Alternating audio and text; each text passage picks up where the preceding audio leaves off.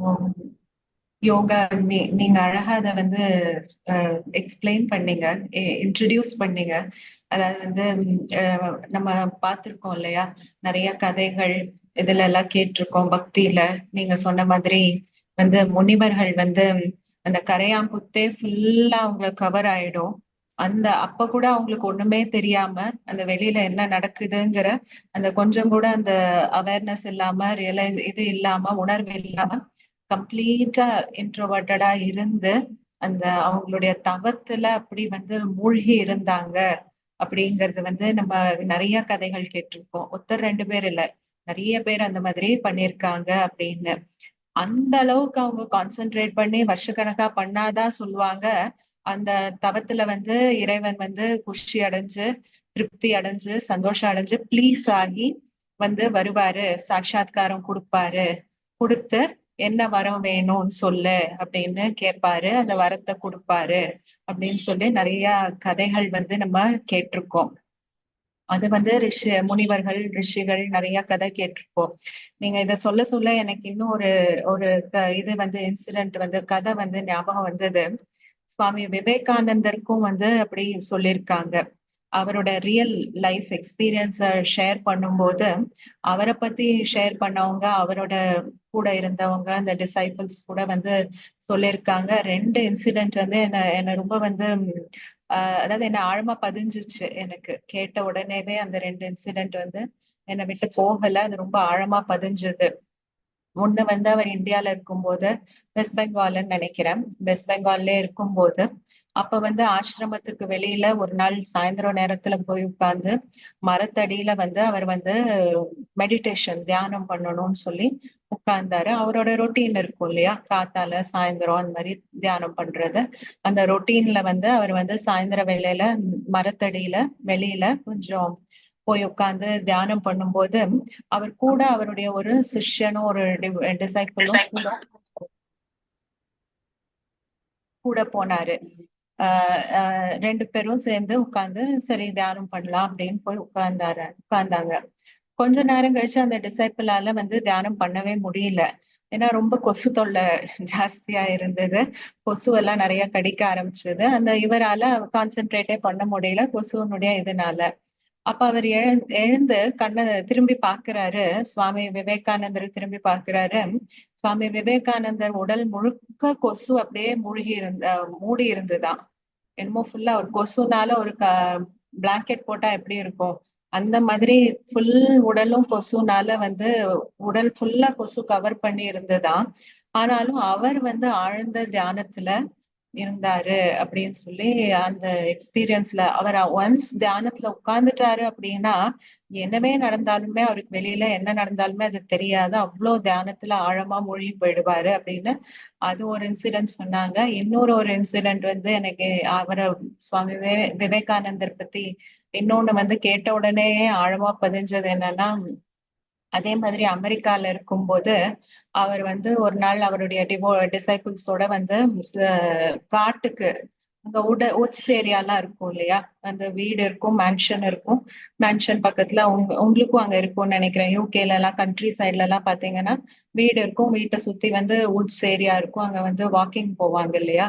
அந்த மாதிரி அவர் வந்து ஒரு நாள் அந்த அந்த ஏரியால அவரோட ரெண்டு டிசைபிளோட வந்து வாக்கிங் போலாம் அப்படின்னு போயிருக்காங்க. போயிட்டு ரொம்ப தூரம் கொஞ்சம் உள்ள அந்த ஜங்கிள் ஏரியால உட்ஸ் ஏரியால கொஞ்சம் தூரம் உள்ள நல்லா போய் அங்க உட்காந்து ஒரு மரத்தடிய சூஸ் பண்ணி சரி இங்க உட்காந்து கொஞ்ச நேரம் மெடிடேஷன் பண்ணலாம், தியானம் பண்ணலாம் அப்படின்னு சொல்லி உட்காரும்போது அவங்க உட்காந்து பண்ண ஆரம்பிச்சாங்க. கொஞ்ச நேரத்திலேயே ஒரு ஸ்டாம் மாதிரி, புயல் மாதிரி வர ஆரம்பிச்சது. அவ்வளோ கனமழை அங்க வந்து பெய்ய ஆரம்பிச்சது. காத்தும் மழையும், வேகமான காத்தும், அப்படியே மரம் எல்லாம் அப்படி ஆடுது. என்னமோ அடிச்சுட்டு போற மாதிரி அந்த அளவுக்கு வந்து அவ்வளோ வேகமான காத்து, மழை வர ஆரம்பிக்கிற மாதிரி ஆரம்பத்துல இருக்கும் போதே இவங்க எழுந்து இந்த டிசைபிள்ஸ் எழுந்து சரி நம்ம போலாம், இன்னும் கொஞ்சம் இதுவானா மழை ஜாஸ்தி ஆயிடும், காத்து ஜாஸ்தி ஆயிடும், நம்ம வந்து போகலாம் அப்படிங்கும்போது திரும்பி பார்த்தா இவர் அவ்வளவு ஆழ்ந்த தியானத்துல உட்கார்ந்துட்டு இருக்காரு. அந்த ஃபுல் புயல் அந்த இடத்த கடந்து போற வரைக்கும் அந்த காத்து மழை எதுவுமே அவருக்கு தெரியாது. அவர் அங்க உட்கார்ந்து தியானம் பண்ணிட்டு இருக்காரு. இவங்க ஏதோ பக்கத்துல ஏதோ இன்னும் கொஞ்சம் புஷி ஏரியா இருக்கிற இடத்துல போய் இவங்க போய் ஒதுங்கி தன்னை தானே பாதுகாத்து அவருக்காக வெயிட் பண்ணிட்டு நிக்கிறாங்க. ஆனா அவருக்கு ஒண்ணுமே தெரியாது, ஒரு உணர்வும் தெரியாது, ஒண்ணுமே தெரியாது. என்ன மழை பெஞ்சுதா, கண்ணை திறந்ததுக்கு அப்புறம் கேக்குறாரு, ஓ மழை பெஞ்சுதா இந்த இடத்துல, காத்து அடிச்சுதா இந்த இடத்துல அப்படிங்கிற மாதிரி இவங்க சொல்லிதான் அவருக்கு அது தெரிய வருது. ஓ தன்னோட ட்ரெஸ் எல்லாம் நனைஞ்சிருக்கிறத பார்த்துதான் அவருக்கு தெரிய வருது, ஓ இந்த இடத்துல இப்படி கூட ஒண்ணு நடந்திருக்கு அப்படின்னு சொல்லி. அந்த அளவுக்கு நீங்க சொல்லும் போது, அந்த எக்ஸாம்பிள் சொல்லும் போது இந்த ரெண்டு இதுவும் எனக்கு ஞாபகத்துக்கு வந்தது. அவ்வளோ ஆழமான தியானத்துல இருந்திருக்காங்க, பண்ணிருக்காங்க. அத பக்தியிலே பண்ணிருக்காங்க. அவங்க பக்தியிலே பண்ணி காமிச்சிருக்காங்க. பக்தியில எப்போ பகவானுடைய உண்மையான அறிமுகம் இல்லாத காலத்திலேயே அவ்வளவு ஆழமான கான்சென்ட்ரேஷன்ல அவங்களால போக முடிஞ்சிருக்கு, அந்த தியானத்துல இருக்க முடிஞ்சிருக்கு. ஆனா இப்போ நமக்கு உண்மையான அந்த அறிமுகம் இருக்கிறதுனால அந்த உண்மையான அனுபவமும் கிடைக்கக்கூடிய காலமாக இருக்கு.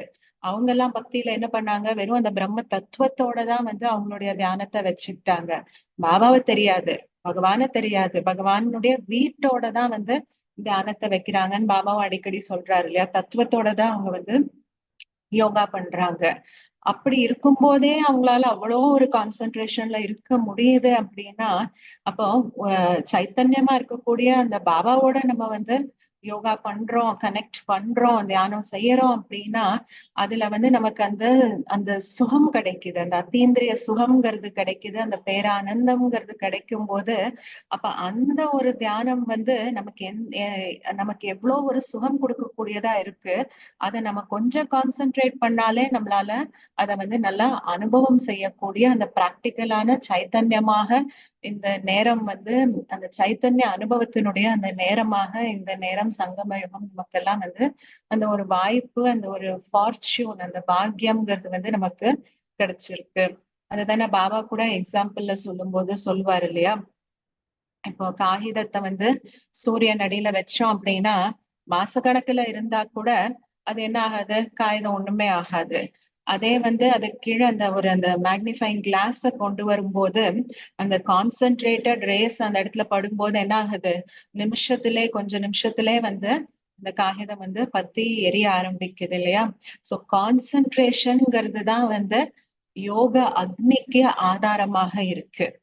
யோகத்தை அக்னி ரூபத்துல மாத்தணும் அப்படின்னா, யோகத்தை அக்னி ஸ்வரூபத்துல அனுபவம் பண்ணணும் அப்படின்னா அதுக்கு என்ன தேவையா இருக்கு, கான்சென்ட்ரேஷன் தான் தேவையா இருக்கு. ஏன்னா அக்னியில தான் பார்த்தோம் அப்படின்னா என்ன ஆகுது, அக்னியினுடைய குவாலிட்டியே என்னவா இருக்கு, ஒண்ணு இம்பியூரிட்டிஸ அழிக்கக்கூடியதாக இருக்கு. அக்னிங்கிறது என்னெல்லாம் வீணானது இருக்கோ, குப்பைகள் இருக்கோ, இம்பியூரிட்டிஸ் இருக்கோ, அதை அழிக்கக்கூடியது அக்னியினுடைய சக்தியா இருக்கு. இன்னொன்னு அக்னியினுடையது என்ன, உண்மையான ஸ்வரூபம் என்னவோ அதை வெளிக்கொண்டு வர்றது அக்னியினுடைய இன்னொரு தன்மையாக இருக்கு. இப்ப தங்கத்தை என்ன பண்றாங்க, அக்னியில போடுறாங்க இல்லையா. அதை தூய்மைப்படுத்தணும் அப்படின்னா ஃபயர்ல தானே போடுறாங்க, நெருப்புல தானே போட்டு எரிக்கிறாங்க இல்லையா. இந்த இதெல்லாம் பண்றதுக்கு முன்னாடி, ஆபரணங்கள் ஜுவல்லரி எல்லாம் பண்றதுக்கு முன்னாடி தங்கத்தை என்ன பண்ணுவாங்க, அக்னியில தான் போடுவாங்க. இப்ப நீங்களே போய் கூட ஏதாவது எக்ஸ்சேஞ்ச் பண்ணணும் அப்படின்னா கடையில என்ன பண்ணுவாங்க, அந்த தங்கத்தை அதை ஃபர்ஸ்ட் அவங்க பியூரிஃபை பண்றதுக்காக அது ஏதோ அந்த அக்னியில போட்டு இது பண்ணிட்டு அதுக்கப்புறம் உண்மையான தங்கம் அழுக்கு போக தங்கம் எவ்வளவு பாக்கி இருக்குன்னு பார்த்துதான் வெயிட் போடுவாங்க அவங்க. சோ அந்த தங்கம் என்ன பண்ணுது, அந்த அந்த அக்னி என்ன பண்ணுது அந்த தங்கத்துக்கு அந்த இடத்துல, ஒண்ணு அதனுடைய இம்பியூரிட்டி எல்லாம், அது மேல என்னெல்லாம் அழுக்கு குப்பை எல்லாம் இருக்கோ அதெல்லாம் நீக்கி விடுது. இன்னொன்னு அந்த தங்கத்தினுடைய அந்த உண்மையான ஸ்வரூபத்தை வெளிக்கொண்டு வருது. அந்த அலாய செப்பரேட் பண்ணி தங்கத்தை கொண்டு வர்றது, அந்த உண்மையான ஸ்வரூபத்தை வெளிக்கொண்டு வர்றது அக்னி அந்த வேலை பண்ணுது. சோ அக்னியினுடைய ரெண்டு வேலை, குப்பைகளை அழிக்கிறது, உண்மையான ஸ்வரூபத்தை வெளியில கொண்டு வரதான் அக்னியினுடைய ரெண்டு வேலையாக இருக்கு.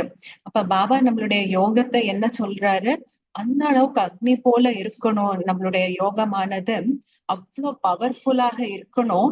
நமக்குள்ள இருக்கக்கூடிய குப்பைகள்லாம் என்ன ஆயிடணும், அழிஞ்சு போயிடணும். ஜென்ம ஜென்மமா நம்ம சேர்த்து வச்சிருக்கோம் இல்லையா, துவாபர யுகத்துல இருந்து ஆரம்பிச்சு ஜென்ம ஜென்மமாக நம்ம சேர்த்து வச்சிருக்கிற அந்த பாவ கர்மங்களினுடைய அந்த குப்பைகள் வந்து யோக அக்னியில வந்து விலகி போயிடணும், அழிஞ்சு போயிடணும். இன்னொன்னு வந்து என்ன, நம்மளுடைய உண்மையான ஸ்வரூபமானது அக்னியின் மூலமாக வெளியில வருது. இப்ப ஆழமா பூட்டி கிடக்கு அடியில வந்து, அது நல்லா ஆழமா பதிஞ்சு கிடக்கு. எல்லாருக்குள்ளயும் இருக்கிறது தானே இந்த உண்மையான ஆன்மீக ஸ்வரூபம், தெய்வீக ஸ்வரூபம்ங்கிறது வந்து எங்கேயும் வெளியில இருந்து நம்ம எடுக்க தேவையில்லை, நமக்குள்ளதான் இருக்கு. ஏன்னா நாம தான் அதுவாக இருந்திருக்கோம், திருப்பியும் நாம தான் அதுவாக ஆக போறோம். பாபா சொல்றாரு 84 ஜென்மத்தினுடைய ரெக்கார்ட் ஆனது ஆத்மால பதிவாகிருக்கு. அதை யாருமே அழிக்க முடியாது. அந்த அந்த பார்ட் வந்து செகண்ட் பை செகண்ட் வந்து 84 ஜென்மமும் வந்து எப்படி வந்து ஒரு கேசட்லயோ, அந்த காலத்துல எல்லாம் கேசட் இருந்தது, அதுக்கப்புறம் சிடி வந்தது, முதல்ல கிராமபோன் இருந்தது, அப்புறம் கேசட் வந்தது, அப்புறம் சிடி வந்தது. இப்ப எல்லாம் பார்த்தோம்னா கம்ப்யூட்டரோட மெமரி இருக்கு, போனுடைய மெமரி இருக்கு, இதுல டெலீட் பண்ணிடுறோம் நம்ம. போன் மெமரியில எது வேண்டாமோ அதை டெலீட் பண்ணிடுறோம். பட் ஆனா ஆத்மாவுடைய அந்த ரெக்கார்டு வந்து டெலீட் ஆகுறது கிடையாது. அப்ப என்ன ஆகுது, மேல கீழே தான் வருது. எது கான்சியஸ் லெவல்ல எமர்ஜ்டா இருக்கு, எது வந்து மர்ஜ்டா இருக்கு, எதை நம்ம யூஸ் பண்றோம், எதை வேண்டாம் இப்போதைக்கு வேண்டாம்னு சொல்லி பூட்டி வச்சுக்கிறோங்கிறது தான் வந்து ஆத்மால நடக்குது. சோ அந்த ஆத்மாவுடைய சத்துவ குணமும் ஆத்மாக்குள்ளதான் இருக்கு. ஆனா இது எப்படி இருக்குன்னா, இப்போ பூட்டி கிடக்கு ஆத்மாக்குள்ள. அந்த பூட்டை திறந்து அதை நம்ம வெளியில கொண்டு வந்து அதை இமர்ஜ் பண்றோம். அப்ப அந்த பாவ சுமைகள் 63 ஜென்மமா பண்ண அந்த கர்மங்கள் ஆத்மால ரெக்கார்ட் அப்படியேதான் இருக்கு. பட் அந்த கர்மத்தினுடைய சுமையை என்ன பண்றோம், யோகத்தின் மூலமாக அந்த சுமையை வந்து நம்ம எரிக்கிறோம். அந்த கர்மாவினுடைய ரெக்கார்ட் அப்படியேதான் இருக்கும். ஏன்னா அடுத்த துவாபர யுகத்திலயும் வந்து திருப்பி அதே கர்மாவத்தானே நம்ம பண்ணி ஆகணும். சோ அந்த கர்மாவினுடைய ரெக்கார்ட் அழியாது. அந்த கர்மாவினுடைய சுமை, அந்த இம்பாக்ட் ஆனது வந்து, அந்த இன்ஃபுளுயன்ஸ் ஆனதை வந்து நம்ம யோகத்தின் மூலமாக அழிக்கிறோம். சோ யோகத்தின் மூலமாக அந்த கர்மாவினுடைய இம்பாக்ட் சுமையை நம்ம அழிக்கிறோம், இன்ஃபுளுயன்ஸை நம்ம அழிக்கிறோம். சோ தட் அது நம்மள இன்னும் தொடர்ந்து இன்ஃபுளுயன்ஸ் பண்ணாம இருக்கிறதுக்காக அந்த இன்ஃபுளுயன்ஸை நம்ம அழிக்கிறோம். இன்னொன்னு நம்மளுடைய உண்மையான ஸ்வரூபத்தை, அந்த உண்மையான குணத்தை வந்து நம்ம வெளியில கொண்டு வரோம். சத்தோ பிரதான தன்மையை இப்ப வந்து இமர்ஜ் பண்றோம், உள்ளுக்குள்ள இருக்கிறத வந்து வெளியில இமர்ஜ் பண்றோம். சோ இதுதான் வந்து இந்த யோகா அக்னியினுடைய இந்த 2 வேலையாக இருக்கு. இந்த 2 வேலையை செய்யறதுக்கு தான் நமக்கு என்ன தேவையாக இருக்கு, ஞானம் தேவையாக இருக்கு. இந்த யோகா, தாரணா, சேவா எல்லாமே நம்ம பண்றது எதுக்காக, இந்த 2 வேலைக்காக தான் பண்றோம். ஏன்னா அல்டிமேட் டார்கெட் நமக்கு, அல்டிமேட் எய்ம் நமக்கு இந்த 2 தான். அது 2க்கும் ஹெல்ப் பண்றதுக்கு தான் இந்த மத்தது எல்லாமே இருக்கு. ஞானமே இருக்கு அப்படின்னா பாபா ஞானத்தை திருப்பி திருப்பி எதுக்கு சிந்தனை பண்ண சொல்றாரு, திருப்பி திருப்பி சிந்தனை பண்றது மூலமாகத்தான் ஆத்மால சக்தி கிடைக்குது. அந்த யோகா பண்றதுக்கான அந்த கான்சன்ட்ரேஷனை கொண்டு வரதுக்கான அந்த சக்திங்கிறது ஆத்மால கிடைக்குது. ஏன்னா அந்த கான்சன்ட்ரேஷனே வரணும் அப்படின்னா கூட அதுக்கு கூட சக்தி வேணும் இல்லையா. உட்கார்ந்து கான்சென்ட்ரேட் பண்றதுக்கு அந்த வில் பவர் வேணும், அந்த சக்தி வேணும். அந்த சக்தி வந்து நமக்கு ஞானம் மூலமாக கிடைக்குது. தாரணை பண்ணணுங்கிற அந்த அட்டென்ஷன் கொடுக்கறது மூலமாகவும் என்ன ஆகுது, அந்த வில் பவருங்கிறது வந்து நமக்கு வந்து டெவலப் ஆகுது. அந்த கான்சன்ட்ரேஷன் கொண்டு வரதுக்காக வந்து அந்த மன மனோபலம், அந்த சக்திங்கிறது வந்து நமக்கு வந்து டெவலப் ஆகுது. அட்டென்ஷன் கொடுத்து கொடுத்து நான் இது பண்ணக்கூடாது, இது பண்ணணும்னு அந்த அட்டென்ஷன் கொடுக்க கொடுக்க என்ன ஆகுது, அந்த மனோபலம்ங்கிறது, அந்த வில் பவருங்கிறது வந்து நமக்கு வந்து டெவலப் ஆக ஆரம்பிக்குது.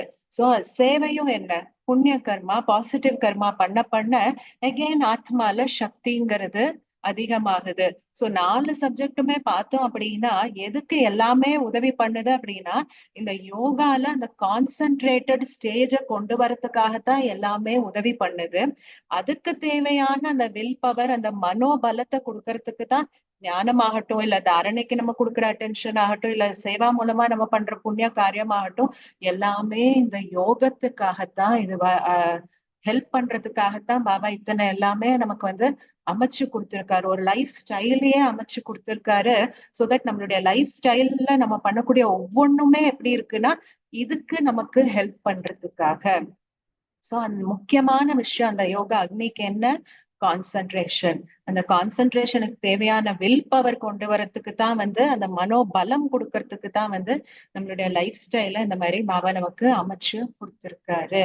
சோ அந்த கான்சன்ட்ரேஷனுக்கு வந்து அவ்வளோ ஒரு ஆஹ் மகத்துவம்ங்கிறது இருக்கு. இப்ப நார்மலா உலகத்திலே கூட சொல்லுவாங்க, கான்சென்ட்ரேஷனோட நம்ம என்ன பண்ணாலும் அதுல நமக்கு கண்டிப்பா வெற்றிங்கிறது கிடைக்கும். அந்த அதுதான் பவர் ஆஃப் மைண்ட்ன்னு சொல்றாங்க இல்லையா? உலகத்துல அந்த மேனிஃபெஸ்டேஷன் பவரா இருக்கட்டும், இல்ல லா ஆஃப் அட்ராக்ஷனா இருக்கட்டும், பல விதமான பேர் கொடுக்கறாங்க அதுக்கு. ஆனா அது எல்லாமே எதை குறிக்குது? எந்த ஒரு மனசனுடைய அந்த சக்திய குறிக்குது? அந்த கான்சென்ட்ரேஷன் பவரை கொண்டு வரத்துக்கு தான் அந்த அந்த அந்த பவரனுடைய அடிப்படையில தான் இந்த எல்லா லாஸுமே ஒர்க் ஆகுது. சொல்றாங்க இல்லையா, நீங்க மேனிஃபெஸ்ட் பண்ணுங்க, அஃபர்மேஷன் கொடுத்துட்டே இருங்க மனசுக்கு. ஒரே எண்ணத்தை திருப்பி திருப்பி பாசிட்டிவ் அஃபர்மேஷனா நீங்க மனசுக்கு கொடுத்துட்டே இருந்தீங்க அப்படின்னா அது உங்களுக்கு ரியாலிட்டியில நடைமுறையில சாக்காரத்துல அது உண்மையாக உங்களுக்கு மாறிடும். அது மேனிஃபெஸ்ட் ஆயிடும் சொல்றாங்கல்ல. எகெயின் அது எதன் மூலமாக ஒர்க் ஆகுது? கான்சென்ட்ரேஷன் பவர் மூலமாகத்தான் அந்த இது ஒர்க் ஆகுது. மனசை கான்சென்ட்ரேட் பண்ணும்போது தான் என்ன ஆகுது? அந்த மனசினுடைய சக்தியானது வேலை செய்ய ஆரம்பிக்குது. எண்ணங்களினுடைய சக்தியானது வேலை செய்ய ஆரம்பிக்குது. சோ எல்லாமே கடைசியில பார்த்தோம் அப்படின்னா கான்சென்ட்ரேஷன்ல தான் முடியுது. ஒண்ணும் இல்ல, ஒரு லௌகீகத்திலே நம்ம படிக்கிறோம் இல்லையா? ஸ்கூல்ல காலேஜ்ல எல்லாம் படிக்கிறோம். அதுக்கு கூட என்ன தேவைப்படுது? கான்சென்ட்ரேஷன் சக்தி தான் தேவைப்படுது. எந்த ஒரு காரியத்தை புதுசா கத்துக்கணும் அப்படின்னா கூட அதுக்கு கூட என்னதான் தேவைப்படுது? கான்சென்ட்ரேஷன் தான் தேவைப்படுது. உங்கள எத்தனை பேரு டிரைவ் பண்ணுவீங்க? டிரைவ் பண்ணணும் அப்படின்னா முதல்ல ஆரம்பத்துல டிரைவிங் கத்துக்கணும் அப்படின்னா அதுக்கு என்ன தேவைப்படுது? அந்த இடத்துல கான்சென்ட்ரேஷன் தான் தேவைப்படுது. ஒரு புது பாஷைய கத்துக்கணும் அப்படின்னா ஆரம்பத்துல என்ன தேவைப்படுது? அதுக்கு கான்சென்ட்ரேஷன் தான் தேவைப்படுது. கத்துக்கிட்டதுக்கு அப்புறம் பார்த்தோம் அப்படின்னா அது சரளமா பேசுவோமா இருக்கும். டிரைவிங் கத்துக்கிட்டதுக்கு அப்புறம் அது பார்த்தோம்னா அப்படியே கான்சென்ட்ரேஷனே தேவையில்லை. அதுக்கப்புறம் ஈஸியா ஜாலியா ஓட்டிட்டு போவோம், பாட்டு கேட்டுட்டு ஓட்டிட்டு போவோம், கிளாஸ் கேட்டுட்டு ஓட்டிட்டு போவோம், வேற ஏதாவது போன்ல பேசிட்டு ஓட்டிட்டு போவோம். அந்த மாதிரி என்ன வேணா பண்ணலாம். ஆனா ஆரம்பத்துல கத்துக்கிறதுக்கு அந்த கலையை கொண்டு வரதுக்கு என்ன தேவையா இருக்கு? கான்சென்ட்ரேஷன் தேவையா இருக்கு. சமையல் கத்துக்கணும் அப்படின்னா அதுக்கும் ஆரம்பத்துல என்ன, முதல் தரம் பண்ணும்போது ஒரு இதை நம்ம பார்த்து பார்த்து பண்றோம் இல்லையா? ஓ இது இவ்வளவு போட்டோமா, அது அவ்வளவு போட்டோமா, எவ்வளவு போடணும், இன்கிரீடியன்ஸ் என்னென்ன, என்னென்ன அளவுன்னு, எப்போ எதை போடணும்னு அவ்வளவு கவனம் கொடுத்துதானே போடுறோம் இல்லையா? அதுக்கப்புறம் அதே 10 வாட்டி பண்ணி பழகிட்டோம் அப்படின்னா 11வது வாட்டி அந்த கவனம் தேவையில்லை, அந்த அட்டென்ஷன் தேவையில்லை. பட் ஆரம்பத்துல என்ன தேவையா இருக்கு? எதுக்குமே என்ன தேவையா இருக்கு? கான்சென்ட்ரேஷன் தேவையாக இருக்கு. அதுவும் எந்த மாதிரி ஒரு ஸ்பிரிச்சுவாலிட்டியில ஆன்மீகத்துல நம்ம பண்ணணும் அப்படின்னா நம்மளுடைய எவ்வளவு உயர்ந்த குறிக்கோள் வச்சிருக்கோம் அப்படின்னா, ஏன்னா லக்ஷ்மி நாராயணன் ஆகிறது தானே நம்மளுடைய குறிக்கோள் இல்லையா? சோ அந்த அளவுக்கு மனிதன்ல இருந்து தேவதை ஆகணுங்கிற அந்த உயர்ந்த குறிக்கோள் வைக்கிறோம் அப்படின்னா அதனுடைய கான்சென்ட்ரேஷன் லெவல் இன்னும் அதிகமாக இருக்கணும். சாதாரண காரியத்துக்கு நம்ம கான்சென்ட்ரேஷன் கொடுக்கறதும் கவனம் கொடுக்கறதுக்கும் கம்பேர் பண்ணும்போது இதுக்கு இன்னும் கான்சென்ட்ரேஷன் அதிகமாக இருக்கணும். கான்சென்ட்ரேஷனுக்கு தானே சொல்லுவாங்க இல்லையா? அந்த கவனம் கொடுக்கறது ஒருநிலைப்படுத்துறதுக்கு தானே சொல்லுவாங்க. அர்ஜுனனுடைய எக்ஸாம்பிள் கொடுப்பாங்க இல்லையா? எப்பவுமே மகாபாரதத்துல அர்ஜுனன் பார்த்தோம்னா மகாபாரதத்துல 2 இடத்துல அர்ஜுனனுடைய அந்த ஒருநிலைப்படுத்தும் அந்த தன்மை, அந்த கான்சென்ட்ரேஷன் பவர்னுடைய இந்த எக்ஸாம்பிள 2 இடத்துல மகாபாரதத்துல சொல்லியிருப்பாங்க. ஒண்ணு துரோணாச்சாரியார் அவங்களுக்கு எல்லாம் பாண்டவர்களுக்கு எல்லாம் முதல்ல அந்த வில் அம்பு வித்தைய கத்து கொடுக்கறதுக்கு, அந்த ஆர்ச்சரி அந்த வித்தைய கத்து கொடுக்கும் போது அவர் மரத்துல ஒரு பறவை பொம்மைய தொங்க விட்டு எல்லாரையும் அந்த பறவையினுடைய கண்ணை அடிக்கணும், நீங்க அந்த அம்பு விட்டு அதை நீங்க எய்ம் டார்கெட் பண்ணணும் அப்படின்னு சொல்லும் போது எல்லாரையும் கேட்டாராம், உனக்கு என்ன தெரியுது, என்ன பாக்குற அப்படின்னு கேட்கும்போது ஒவ்வொருத்தர் ஒவ்வொன்னு சொன்னாங்களா. அங்க ஒரு பெரிய மரம் இருக்கு, அதுல இவ்வளவு பிரான்ச்சஸ் இருக்கு, இந்த மாதிரி இலைகள் இருக்கு, அதுல அந்த பொம்மை ஒண்ணு இருக்கு அப்படின்னு ஒருத்தர் சொன்னாரு. ஒவ்வொருத்தர் ஒவ்வொரு எக்ஸ்பிளனேஷன் கொடுக்கும்போது அர்ஜுனன் மட்டும்தான் என்ன சொன்னான்னு சொல்லுவாங்க, எனக்கு அந்த பறவையோட கண்ணு அதனுடைய முகம் மட்டும்தான் எனக்கு தெரியுது, எனக்கு வேற எதுவுமே தெரியல அப்படின்னு சொல்லி அர்ஜுனன் மட்டும்தான் சொன்னான்னு சொல்லுவாங்க. அந்த அளவுக்கு என்ன டார்கெட்டோ அந்த டார்கெட் மேல மட்டும்தான் கண்ணு, வேற எது மேலயும் கண்ணு கிடையாது. அதே போல இந்த திரௌபதியினுடைய ஸ்வயம்வரம் இருக்கும்போது கூட வந்து அங்க போட்டி வச்சாங்கன்னு சொல்லுவாங்க இல்லையா, அப்போல்லாம் சுயம்வரம் பண்ணணும் அப்படின்னா அந்த இவங்களை டெஸ்ட் பண்றதுக்காக போட்டி வச்சாங்க, வந்திருக்கக்கூடிய அந்த இவங்களை எல்லாம் டெஸ்ட் பண்றதுக்கு. அப்ப வந்து என்ன பண்ணாங்க, ஒரு மீனை வந்து ஒரு இதுல கட்டி விட்டு அந்த மீன் சுத்திட்டே இருக்கு, கீழே வந்து தண்ணி அது கீழே வச்சு அந்த தண்ணியினுடைய ரிஃப்ளெக்ஷன்ல அந்த மீன் அடிக்கணும் அப்படின்னு சொல்லி அந்த போட்டி வச்சாங்க. அதையும் செஞ்சு காமிச்சது யாருன்னு சொல்லுவாங்க, அர்ஜுனன் தான் வந்து அதையும் செஞ்சு காமிச்சது அப்படின்னு சொல்லி சொல்லுவாங்க. சோ எல்லாத்துக்குமே பார்த்தோம் அப்படின்னா அந்த பவர் ஆஃப் மைண்ட், அந்த கான்சன்ட்ரேஷன் தான் வந்து எல்லாத்துக்குமே வந்து ஆதாரமாக இருக்கு. நம்மளுடைய யோகா அக்னி கூட, நம்மளுடைய நார்மல் யோகா எப்ப அக்னியினுடைய ஸ்வரூபம் போல ஆகுங்கிறதும் கூட வந்து எதை பொறுத்துதான் இருக்கு, நம்ம எந்த அளவுக்கு அந்த இடத்துல கான்சன்ட்ரேஷன் இருக்கு, எந்த அளவுக்கு அந்த பவர் ஆஃப் மைண்ட் அந்த இடத்துல வந்து கான்சென்ட்ரேட்டடா இருக்கு, ஒருநிலைப்பட்டு இருக்குங்கிறது தான் வந்து யோகா. அதை பொறுத்துதான் வந்து யோகா கூட வந்து நார்மலா இருக்கா, இல்ல அது அக்னி ரூபத்துல இருக்கா அந்த யோகா அப்படிங்கிறது வந்து, யோகாவினுடைய நிலை கூட எப்படி இருக்குங்கிறது அதை பொறுத்துதான் வந்து டிட்டர்மைன் ஆகுது. இன்னொன்னும் வந்து அகெயின் சுவாமி விவேகானந்தரோட ஒரு எக்ஸாம்பிள் தான். அவர் வந்து அமெரிக்கால இருந்த போது ஒரு நாள் வந்து காத்தால அப்படியே வாக்கிங் போனாரு. அப்ப வந்து ஒரு பசங்கள்லாம், சின்ன யங்ஸ்டர்ஸ், யூத் பசங்க எல்லாம் வந்து ஒரு ரிவர் முன்னாடி நின்னு, அந்த ரிவர்ல நிறைய வந்து அந்த அந்த முட்டையோட அந்த தோல் இருக்கு இல்லையா, எக் ஷெல் இருக்கு இல்லையா, அது நிறைய அந்த ரிவர்ல அப்படியே ஃப்ளோட் ஆயிட்டே போயிட்டு இருந்ததாம். அப்ப அவங்க எல்லாம் என்ன பண்ணாங்களாமா, அந்த அங்க அந்த ஃப்ளோட் ஆயிட்டு போயிட்டு இருக்கிற, அந்த மிதந்துட்டு போயிட்டு இருக்கிற அந்த முட்டையினுடைய அந்த ஷெல், அந்த எக் ஷெல்ல வந்து இந்த தன்னுடைய பிஸ்டல் மூலமாக, கன் மூலமாக அதை வந்து டார்கெட் பண்ணி அடிக்கிறதுக்கு ட்ரை பண்ணிட்டு இருந்தாங்களாமா சில யங்ஸ்டர்ஸ். அவங்க யாராலையுமே அது முடியல, பண்ண முடியல. அத்தனை வாட்டி ட்ரை பண்ணாங்க, முடியல. பாத்திருக்கீங்களா இந்தியாலாம் வந்து, அங்க என்னன்னு தெரியல, இந்தியாலாம் வந்து இந்த இந்த மேளாலாம் நடக்கும் இல்லையா, திருவிழாலாம் நடக்கும் இல்லையா, அங்க வந்து நிறைய பலூன்ஸ் வச்சு அந்த ஷூட் பண்றதுக்கு அது ஒரு கேமா ஆக்டிவிட்டியா வச்சிருப்பாங்க அந்த திருவிழால எல்லாம். பாத்திருப்பீங்களா என்னன்னு தெரியல.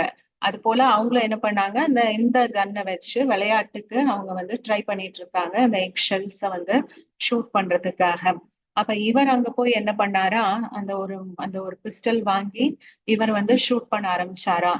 12 வாட்டி ஷூட் பண்ணிருக்காரு. 12 வாட்டியும் எக் ஷெல்ல வந்து போய் அடிச்சிருக்கு அவரோட இது. அவருக்கு முதல்ல முன்ன பின்ன அந்த பிஸ்டலினுடைய ட்ரைனிங் கிடையாது, அந்த கன் ஷூட்டிங்ல அந்த இதுல எல்லாம் ட்ரைனிங் எடுத்துப்பாங்க இல்லையா, அந்த ட்ரைனிங் எல்லாம் ஒன்றும் கிடையாது. இருந்தாலும் ஒரு வாட்டி கூட அவர் வந்து மிஸ் பண்ணல. 12 வாட்டி அடிச்சிருக்காரு, 12 வாட்டியும் போய் அது போய் கரெக்டா அந்த ஒவ்வொரு எக்ஷெல்ல போய் 12 எக்ஷெல்ல போய் அது வந்து அடிச்சிருக்கு.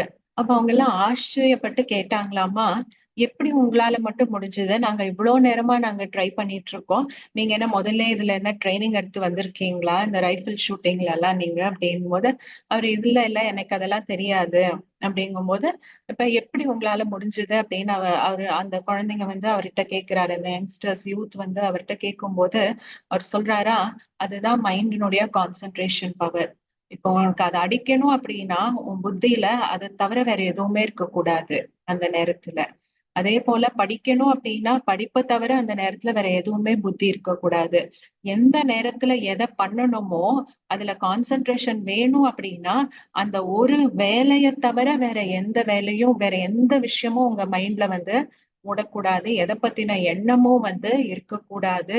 அதுக்கு பேரு தான் கான்சென்ட்ரேஷன். அந்த லெவல் ஆஃப் கான்சென்ட்ரேஷன் இருந்தது அப்படின்னா உங்களால என்ன வேணாலும் உங்களுடைய வாழ்க்கையில அச்சீவ் பண்ண முடியும், எதை வேணாலும் உங்களுடைய வாழ்க்கையில அடைய முடியும் அப்படின்னு சொல்லி அவர் அதை வந்து எக்ஸ்பிளைன் பண்ணாரு. அந்த கான்சென்ட்ரேஷன்னா என்னங்கிறத பத்தி அந்த அந்த பசங்களுக்கு வந்து அவர் வந்து எக்ஸ்பிளைன் பண்ணாராம். அப்போ எந்த எந்த நேரத்துல என்ன வேணுமோ அது மட்டும்தான் நம்ம மனசுல இருக்கணும், வேற எதுவுமே இருக்கக்கூடாது. இத பாபாவும் அழகா சொல்லுவாரு இல்லையா, நீங்க எப்போ எந்த நேரத்துல எத்தனை நேரம் எது மேல உங்களுக்கு உங்களுடைய மனசை ஈடுபடுத்தணுமோ, எந்த யோகா அனுபவத்துல நீங்க நிலைச்சிருக்க விரும்புறீங்களோ அந்த நேரத்துல அத்தனை மணி நேரம், அத்தனை டியூரேஷன், அதே அந்த விஷயத்தின் மேலேயே, அந்த அனுபவத்தின் மேலேயே வந்து உங்களால உங்களுடைய முழு கவனமும் இருக்கணும். அந்த அந்த யோகா ஸ்டேஜையே நீங்க ஃபுல்லா எக்ஸ்பீரியன்ஸ் பண்ணணும். அப்போதான் அததான் வந்து பாபா சொல்வாரு, இதுதான் யோகாங்கிறது. கேள்விப்பட்டிருக்கோம் இல்லையா? நிறைய பாபாவுடைய அவ்யக்த பாபாவுடைய மகா வாக்கியங்கள்ல நிறைய வரும். எப்ப வேணுமோ, எத்தனை நேரம் வேணுமோ, எதன் மேல வேணுமோ உங்களால அதன் மேல உங்களுடைய மனசு செலுத்த முடியணும். அப்பவே உடனே அத்தனை நேரம் உங்களால செலுத்த முடியும்படியா இருக்கணும். அது அப்பதான் வந்து நீங்க யோகின்னு சொல்ல முடியும். இப்போ இப்போ எனக்கு இது மேல கான்சென்ட்ரேஷன் வேணும் அப்படின்னா, அந்த கான்சென்ட்ரேஷன் எனக்கு 1 மணி நேரம் கழிச்சு வரக்கூடாது. அது மேல உடனே அப்பவே இப்ப சொன்னேன் அப்படின்னா உடனே அப்பவே வரணும். அந்த இது எனக்கு வந்து 10 நிமிஷம் இது மேல நான் உட்காந்து யோகா பண்ணணும் அப்படின்னா, அந்த என்டையர் 10 நிமிஷமும் எனக்கு அந்த இது மேல கான்சென்ட்ரேஷன்ங்கிறது இருக்கணும். எந்த ஸ்வரூபத்துல நினைச்சு நான் யோகா பண்ணணும்னு நினைக்கிறேனோ, அந்த என்டையர் 10 நிமிஷமும் எனக்கு அந்த ஸ்வரூபத்துல நினைச்சு யோகா பண்றதுக்கு எனக்கு முடியணுமா இருக்கணும். அப்ப அததான் என்ன சொல்ல முடியும்? யோகின்னு சொல்ல முடியும். அப்பதான் நீங்க மன்ஜீத்ன்னு சொல்ல முடியும்னு பாபா சொல்றாரு. பாபா எப்ப பாரு சொல்லுவார் இல்லையா? மன்ஜீத்தே ஜெகஜீத்தும்பாரு. மன்ஜீத்னா யாரு மனச வென்றவங்களா இருக்காங்களோ அவங்கதான் என்ன பண்ண முடியும்? உலகத்தை வென்றவங்களாக ஆக முடியும். எப்ப நம்ம மனசை வென்றுட்டோமோ, மனசின் மீது வெற்றி அடைஞ்சிட்டோமோ, அப்போ முழு உலகத்தின் மேல வெற்றி அடைஞ்சிடலாம். சோ எப்ப வேணுமோ, எத்தனை நேரம் வேணுமோ, எந்த ஸ்திதியில வேணுமோ நம்ம மனசை நம்மளால ஈடுபடுத்த முடியணுமா இருக்கணும். அதுதான் வந்து யோகியா இருக்கு. அதுதான் கான்சென்ட்ரேஷனா இருக்கு. அந்த அளவுக்கு நம்மளுடைய கான்சென்ட்ரேஷன் இருக்கணும். இப்ப நான் நினைக்கிறேன், ஆனா எனக்கு 1 மணி நேரம் கழிச்சுதான் அதை பத்தி அந்த எண்ணமே வருது அப்படின்னா, அதுக்கு பேரு கான்சென்ட்ரேஷன் இல்ல. 1 மணி நேரம் ஆகுது எனக்கு என் மைண்ட கான்சென்ட்ரேட் பண்ணி அந்த அந்த ஸ்திதி மேல எனக்கு அந்த ஈடுபாடை கொண்டு வரத்துக்கு, அதுல நிலைச்சிருக்கிறதுக்கு. அப்ப அதுக்கு பேரு யோகா இல்ல. நான் வந்து இப்போ நினைக்கிறேன் எனக்கு 10 நிமிஷம் பண்ணணும்னு இந்த ஸ்திதியில யோகா. ஆனா எனக்கு அதுல 1 நிமிஷம் தான் வருது இந்த ஸ்திதியில யோகா. 1 நிமிஷத்துக்கு அப்புறம் என்னுடைய மனசானது மேலாக்கு போகுது. அதுக்கு அடுத்த செகண்ட் என்னுடைய மனசானது மவுண்ட் அபுக்கு போகுது. அதுக்கு அடுத்த செகண்ட் என்னுடைய மனசானது அமெரிக்காவுக்கு போகுது. அதுக்கு அடுத்த செகண்ட் என் வீட்டு கிச்சனுக்கு போகுது. அதுக்கு அடுத்த செகண்ட் இங்க போகுது. அதுக்கு அடுத்த செகண்ட் இங்க போகுதுன்னா அதுக்கு பேரு கான்சென்ட்ரேஷன் கிடையாது. சோ எத்தனை நேரம் நம்ம விரும்புறோமோ அத்தனை நேரம் அந்த ஸ்திதியில நம்மளால நிலைச்சிருக்க முடியணும். அதுதான் வந்து யோகாவாக இருக்கு. சரி, இதுதான் கான்சென்ட்ரேஷன், இதுதான் பவர் ஆஃப் மைண்ட். இது இது பண்ணோம் அப்படின்னா நம்ம வந்து சுயம் பகவானோட நம்மளுடைய யோகால டைரக்ட் சைத்தன்யமாக நம்ம கனெக்ட் பண்றோம் பகவானோட. அப்போ கான்சென்ட்ரேட் பண்ணி நம்ம கனெக்ட் பண்ணி விட்டுட்டோம்னா போதும். தானே என்ன ஆயிடும்? நம்மளுடைய அந்த 2 யோகா அக்னி ஆகும் போது அந்த 2 விஷயங்கள் நடந்துரும். அந்த ஆஹ் தூய்மை இன்மையானது, அந்த அழுக்கானது, அந்த குப்பையானது அழிஞ்சு போகும். நம்மளுடைய உண்மையான ஸ்வரூபமானது வெளியில வர இமர்ஜ் ஆக ஆரம்பிக்கும். அது தானே நடக்கும். அது ஆட்டோமேட்டிக்கா நடக்கும். இந்த யோகத்தை அக்னியா கன்வெர்ட் பண்றதுதான் நம்மளுடைய வேலை. அந்த இடத்துல கான்சென்ட்ரேட் பண்றதுதான் நம்மளுடைய வேலை. அது பண்ணோம் அப்படின்னா தானே நடக்கும். ஏன்னா பாபா கிட்ட இருந்து நமக்கு சைத்தன்யமா ஆக்சுவலா பிராக்டிக்கலா நடைமுறையில நமக்கு இந்த சமயத்துல சக்திங்கிறது கிடைச்சிட்டு இருக்கு. இத்தனை காலமா பக்தியில நடக்காத ஒரு விஷயம் இப்ப நமக்கு நடந்துட்டு இருக்கு. பக்தியில சைத்தன்யமா யாராலையும் பகவானோட டைரக்டா கனெக்ட் பண்ண முடியல. ஆனா நம்மளாலதான் இப்போதான் இந்த சமயத்துல பகவானோட டைரக்டா கனெக்ட் பண்ண முடியுது. அவர்கிட்ட இருந்து ஆக்சுவலா பிராக்டிக்கலா நடைமுறையில அந்த சக்தி, அந்த கரண்ட்ங்கிறத எடுக்க முடியும். சோ அத பண்றதுக்கு இந்த கான்சென்ட்ரேஷன் வேணும். அந்த கான்சென்ட்ரேஷனை கொண்டு வந்துட்டோம் அப்படின்னா ஆட்டோமேட்டிக்கா பாபா என்ன கொடுக்குறாரோ அது எனக்குள்ள போய் சேரும். அது உள்ள எனக்குள்ள என்னென்ன மாற்றங்கள் கொண்டு வரணுமோ அந்த மாற்றங்கள் எல்லாம் தானே ஆட்டோமேட்டிக்கா எனக்கு வந்து நடக்கும். சோ நம்மளோட வேலை வெறும் கான்சென்ட்ரேஷன் பண்ணா போதும், மத்தது தானே நடக்கும். அப்ப அந்த கான்சென்ட்ரேஷனை எப்படி கொண்டு வர்றது? அதுதானே கேள்வி இல்லையா? அதுலதானே நம்ம ஸ்ட்ரகிளே பண்றோம் இல்லையா?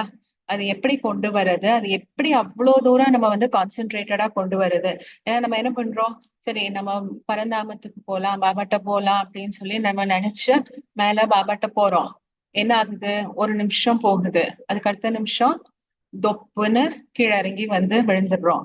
அதுக்கப்புறம் திருப்பியும் கொஞ்ச நேரம் அது கீழே விழுந்துட்டோங்கிறது ரியலைஸ் பண்றதுக்கே நமக்கு கொஞ்சம் நேரம் எடுக்கும். அதுக்கப்புறம் ஒரு 4-5 நிமிஷம் எடுக்கும். அதுக்கப்புறம் நான் இங்க வந்துட்டேனா, நான் யோகா பண்ண எல்லாம் உட்கார்ந்தேன் நான் எப்போ என் எண்ணம் இதுல போச்சு, எப்போ நான் இது பின்னாடி யோசிக்க ஆரம்பிச்சேன். சரி சரி, திருப்பி உட்காந்து நம்ம யோகா பண்ணலாம், திருப்பியும் நம்ம பாபாட்ட போலான்னு சொல்லிட்டு என்ன பண்றோம், ஒரு 5-10 நிமிஷம் கழிச்சு ரியலைஸ் பண்ணிட்டு திருப்பியும் பாபாட்ட போலாம் அப்படின்னு திருப்பியும் போறோம் மேல. போனதுக்கு அப்புறம் என்ன ஆகுது, திருப்பி ஒரு நிமிஷம் போயிருப்போம், ஒரு நிமிஷம் இருப்போம், அதுக்கப்புறம் திருப்பி தொப்புன்னு கீழே இறங்கி வந்துருவோம், வேற எங்கேயாவது போகும் மனசு. அதான் சொல்லுவாங்க, ஒரு கதை சொல்லுவாங்க. ஒரு ஒரு ராஜா இருந்தாரு. அவருக்கு வந்து ரொம்ப ஒரு வியாதி ஏதோ வந்தது. அந்த வியாதி வந்தபோது அவருடைய ராஜ்யத்துல அரண்மனையிலே வைத்தியர்லாம் இருப்பாங்க இல்லையா அந்த காலத்துல. அந்த வைத்தியர் எல்லாம் கூப்பிட்டு எல்லாரும் பார்த்தாங்க. அவருடைய ராஜாங்கத்துல அவருடைய கிங்டம்ல இருந்த அவ்வளவு பெரிய பெரிய பேர் போன அந்த டாக்டர்ஸ் வைத்தியர் எல்லாம் கூப்பிட்டு எல்லாரும் டெஸ்ட் பண்ணி பார்த்துட்டாங்க. ஆனா அவருக்கு வந்து ஒருத்தராலையும் அதை எப்படி கியூர் பண்றதுன்னே தெரியல. அது என்ன வியாதின்னே ஒருத்தருக்குமே புரியல. அதை எப்படி கியூர் பண்றதுன்னே ஒருத்தருக்குமே தெரியல. அப்ப வந்து எல்லாரும் வந்து முழு ராஜாங்கத்துல அங்க இங்க, அக்கம் பக்கத்து ராஜாங்கத்துல அங்க இங்கன்னு ஆள் அனுப்பிச்சு விட்டாங்க. இந்த மாதிரி ராஜாக்கு இந்த மாதிரி இருக்கு, யாரு வந்து கியூர் பண்ண முடியும்னு போய் தேடுங்க, ஆளை தேடுங்கன்னு எல்லா பக்கமும் நாலா பக்கமும் வந்து ஆள் அனுப்பிச்சு விட்டாங்க. அப்படி போன ஒரு அமைச்சர் வந்து, ஒரு மினிஸ்டர் வந்து ஒரு ஆஹ் ஒரு சன்னியாசிய ஒரு யாருமே கிடைக்கல, ஒண்ணுமே தெரியல. அப்ப போய் ஒரு மரத்தடியில சோகமா உட்கார்ந்தாரு.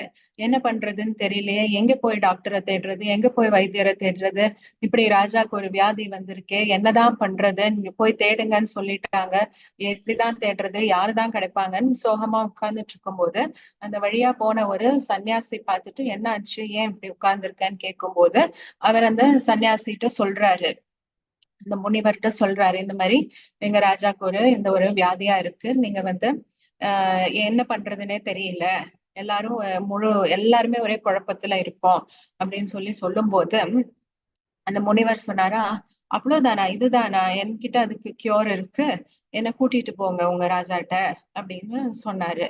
சரின்ட்டு அவரும் ஆஹா சந்தோஷப்பட்டாரு, ஆஹா ஃபைனலி ஒருத்தர் கிடைச்சிட்டாரு, நம்ம ராஜா சரியாயிடுவாரு அப்படின்னு சொல்லிட்டு கூட்டிட்டு போனாரு.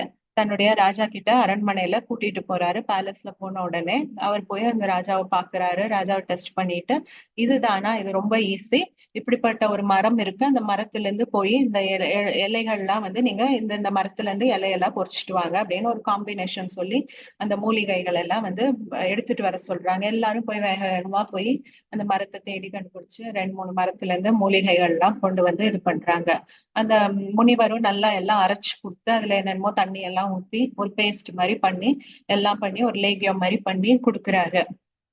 கொடுத்துட்டு அந்த ராஜாட்ட சொல்றாரு, நீங்க இத டெய்லி 3 வேளை சாப்பிடுங்க, இந்த இதுல ஒரு ஒரு ஸ்பூன் வந்து டெய்லி 3 வேளை சாப்பிடுங்க, உங்களுக்கு சரி நல்லா கியூர் ஆயிடும், சீக்கிரத்திலே உங்களுக்கு குணம் ஆயிடும், நீங்க இதை டெய்லி 3 வேளை சாப்பிடுங்க இத.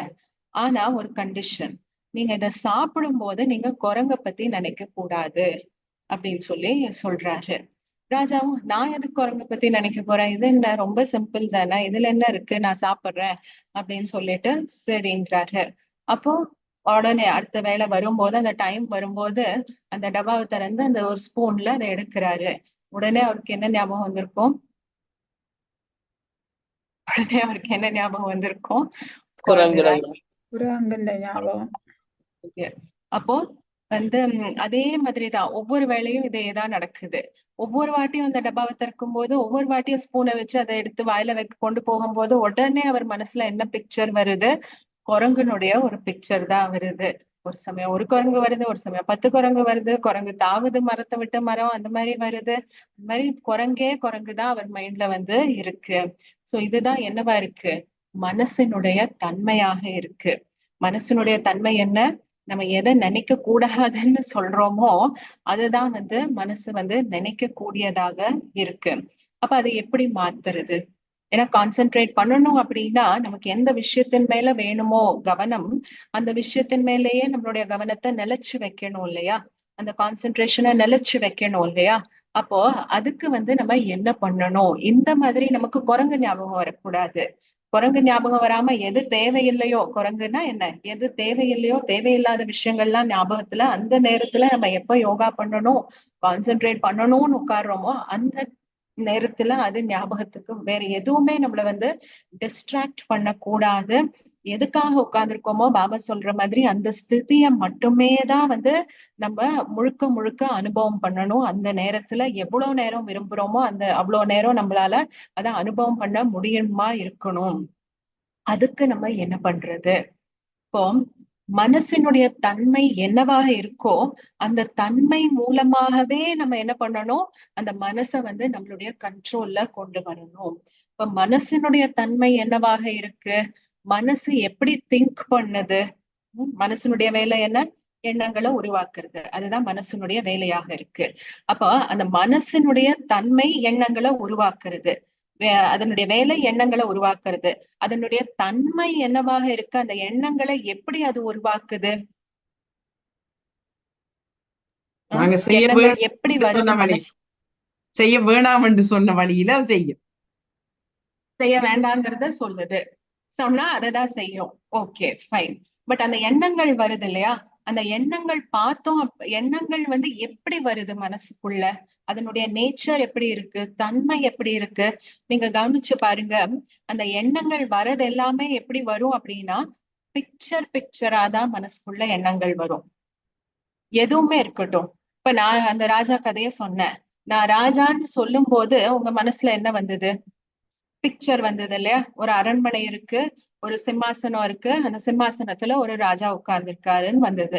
அந்த ராஜாக்கு உடம்பு சரியில்லைன்னு நான் சொன்னேன். நானு அவருக்கு ஏதோ வியாதி வந்திருக்குன்னு நான் சொன்னேன். உடனே அந்த அரண்மனையில சிம்மாசனத்துல உட்கார்ந்து இருக்கிற ராஜா எங்க போயிடுறாரு, கட்டிலுக்கு போய் கட்டிலுக்கு போயிடுறாரு. ஒரு படுக்கை இருக்கு, அந்த கட்டில்ல படுக்கையில அவர் வந்து படுத்துட்டு இருக்காரு. அவர் ரொம்ப வாடி போயிருக்காரு. முதல்ல எப்படி இருக்கும், வெறும் ராஜான்னு சொல்லும் போது எப்படி இருக்கும், ராஜா நல்ல கம்பீரமா அந்த சிம்மாசனத்துல உட்கார்ந்து இருக்கிறது போல இருக்கும். அதே வியாதி உள்ள ராஜான்னு சொல்லும் போது என்ன ஆகும், கட்டில்ல போயிடுறாரு, படுத்திருக்காரு, ரொம்ப சோகமா இதுவா முடியாம உடம்பெல்லாம் ஒரே இதுவா அப்படி இருக்கிற மாதிரி உங்களுக்கு வருது.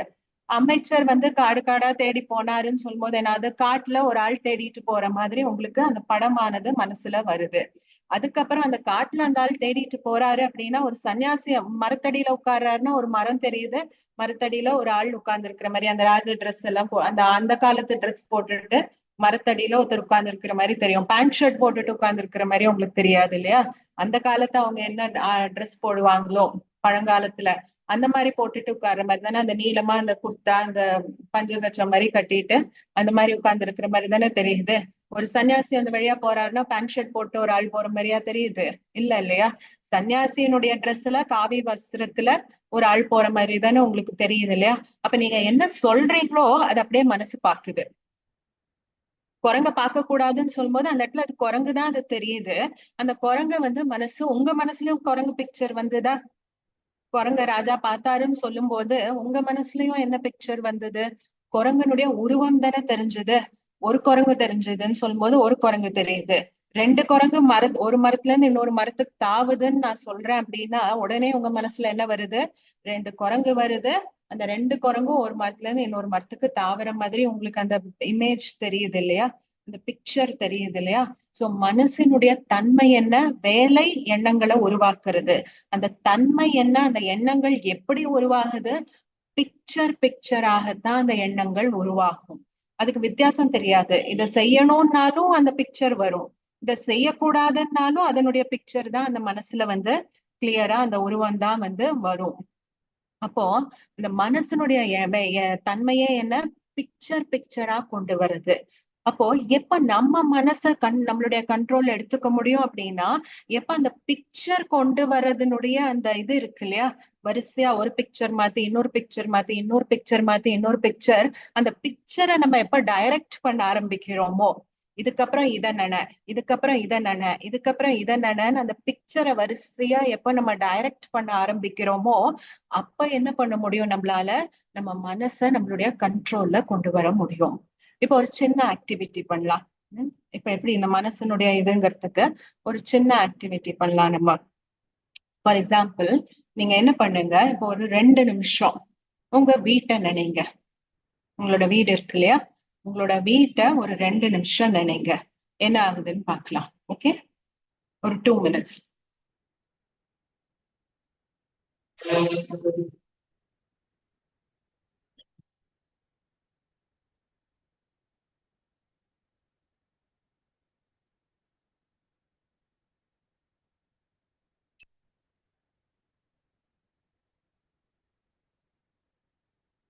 நான் சொல்றது உங்களோட ஸ்தூல வீட்டை, பரந்தாமம் இல்ல, உங்களோட ஸ்தூல, நீங்க எங்க வீட்டுல இருக்கீங்களோ அந்த ஸ்தூல வீட்டை ஒரு 2 நிமிஷம் நினைங்க.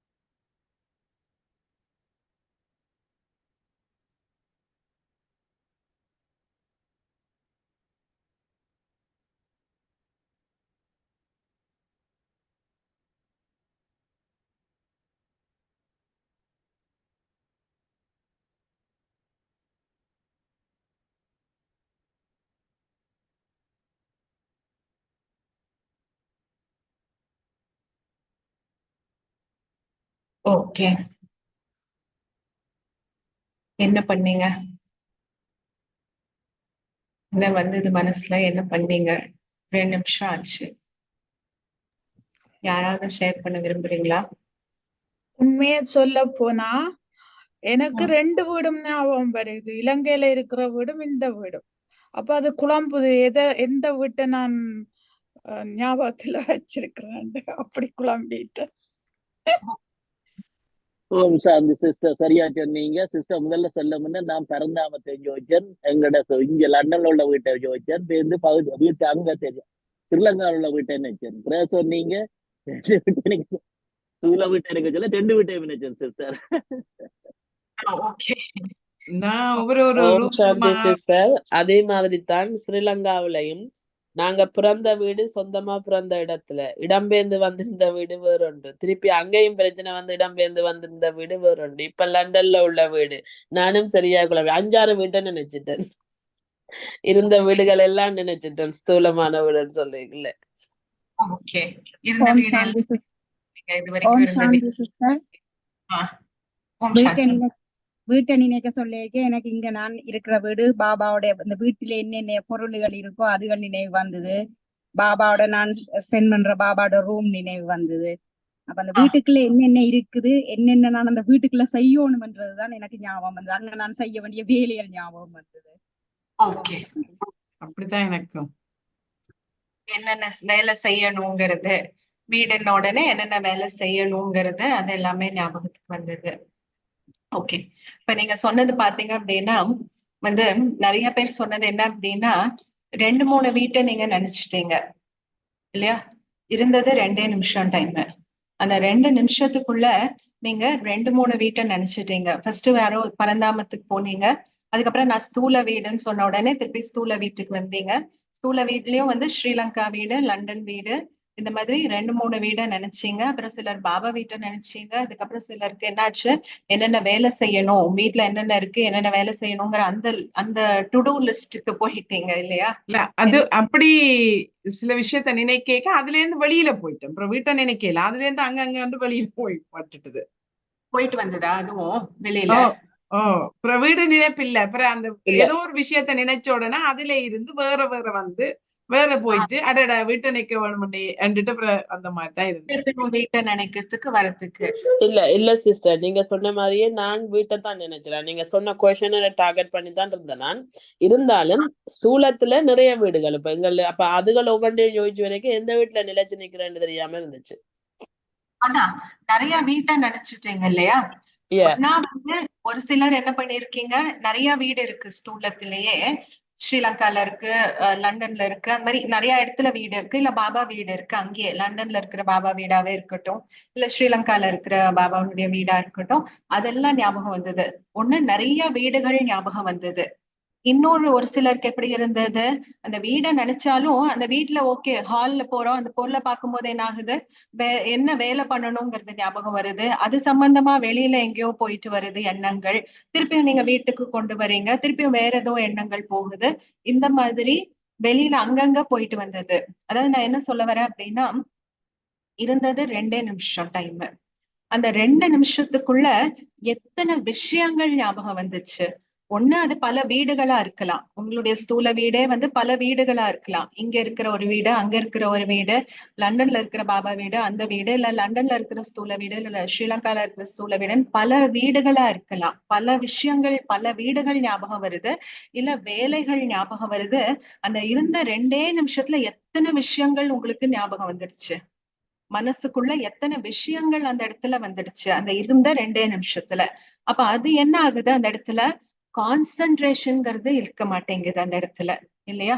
ஒரு விஷயம் அப்படின்னா அந்த விஷயத்துல லயிச்சு போயிருக்கிறது, ஈடுபட்டு போயிருக்கிறது தானே கான்சென்ட்ரேஷன் இல்லையா?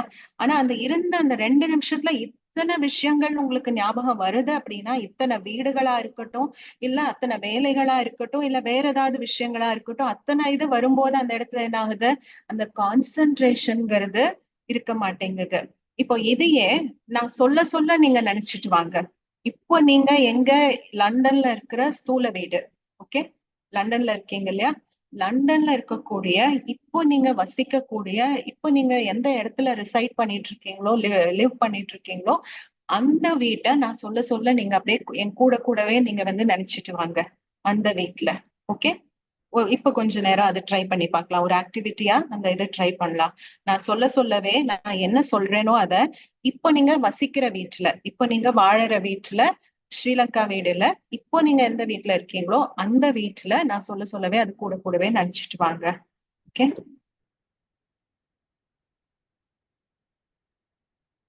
நான் என்னுடைய வீட்டினுடைய வாசல்ல இருக்கேன்.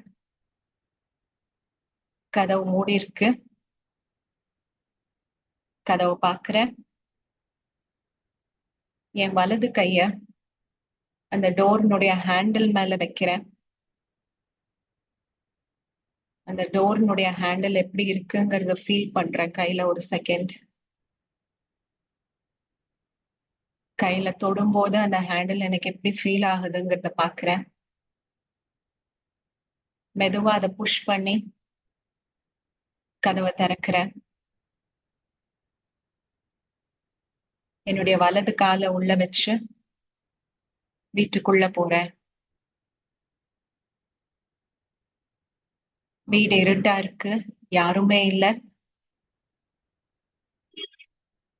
பின்னாடி திரும்பி இடது கையால டோர் ஹேண்டில தொட்டு, டோர் ஹேண்டில பிடிச்சு கதவை சாத்துறேன். கதவை தாழ் போடுறேன். போட்டுட்டு உள்ள திரும்பி லைட் சுவிட்ச ஆன் பண்றேன். ஸ்விட்ச் போட்ட உடனே இருட்டா இருந்த வீடு வெளிச்சமாகுது.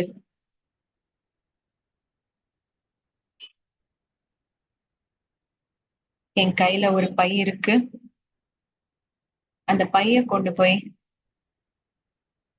ஹால்ல வைக்கிறேன் நான்.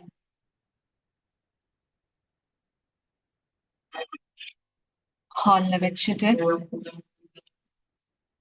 கிச்சனுக்குள்ள போறேன். ஃப்ரிட்ஜ நோக்கி போறேன். ஃப்ரிட்ஜ் இருக்கிற இடத்துல லைட் ஸ்விட்ச தொட்டு வலது கை இண்டெக்ஸ் ஃபிங்கரால லைட் ஸ்விட்ச போடுறேன்.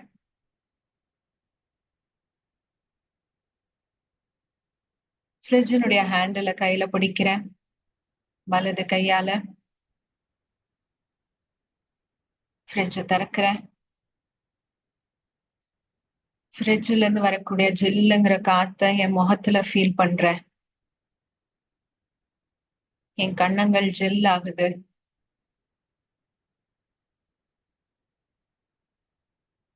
ஃப்ரிட்ஜுக்குள்ள என்னென்னலாம் இருக்குன்னு பாக்குறேன்.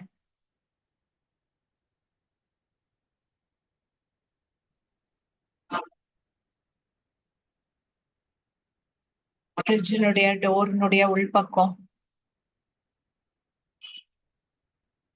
ஒரு தண்ணி பாட்டில் இருக்கு. அந்த பாட்டில்ல தண்ணி முக்காவாசி இருக்கு. அந்த பாட்டில வலது கையால தொடுறேன். ஜில்லுன்னு இருக்கிறத என் கையில ஃபீல் பண்றேன். அந்த பாட்டில வெளியில எடுக்கிறேன். வலது கையில அந்த பாட்டில் பிடிச்சிருக்கேன். இடது கையால அந்த ஃப்ரிட்ஜினுடைய கதவை மூடுறேன். வலது கையில அந்த பாட்டில பிடிச்சிட்டே அந்த ஜில்லுங்கிற அந்த உணர்வை ஃபீல் பண்ணிட்டே இடது கையால லைட்ட அணைச்சிட்டு பெட்ரூம்குள்ள போறேன்.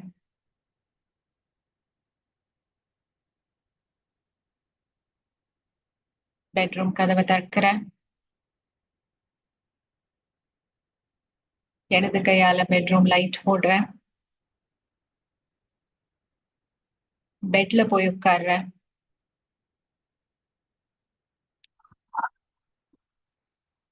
பாட்டில் மூடிய திறக்கிறேன். தண்ணிய குடிக்கிறேன். ஜில்லுன்னு இருக்கிற அந்த தண்ணி என் வாயில என் தொண்டையில அந்த ஜில்ல ஃபீல் பண்றேன். அந்த கூல்னஸ் அந்த சில்னஸ் என்னுடைய வாயிலையும் என்னுடைய தொண்டையிலையும் ஃபீல் பண்றேன்.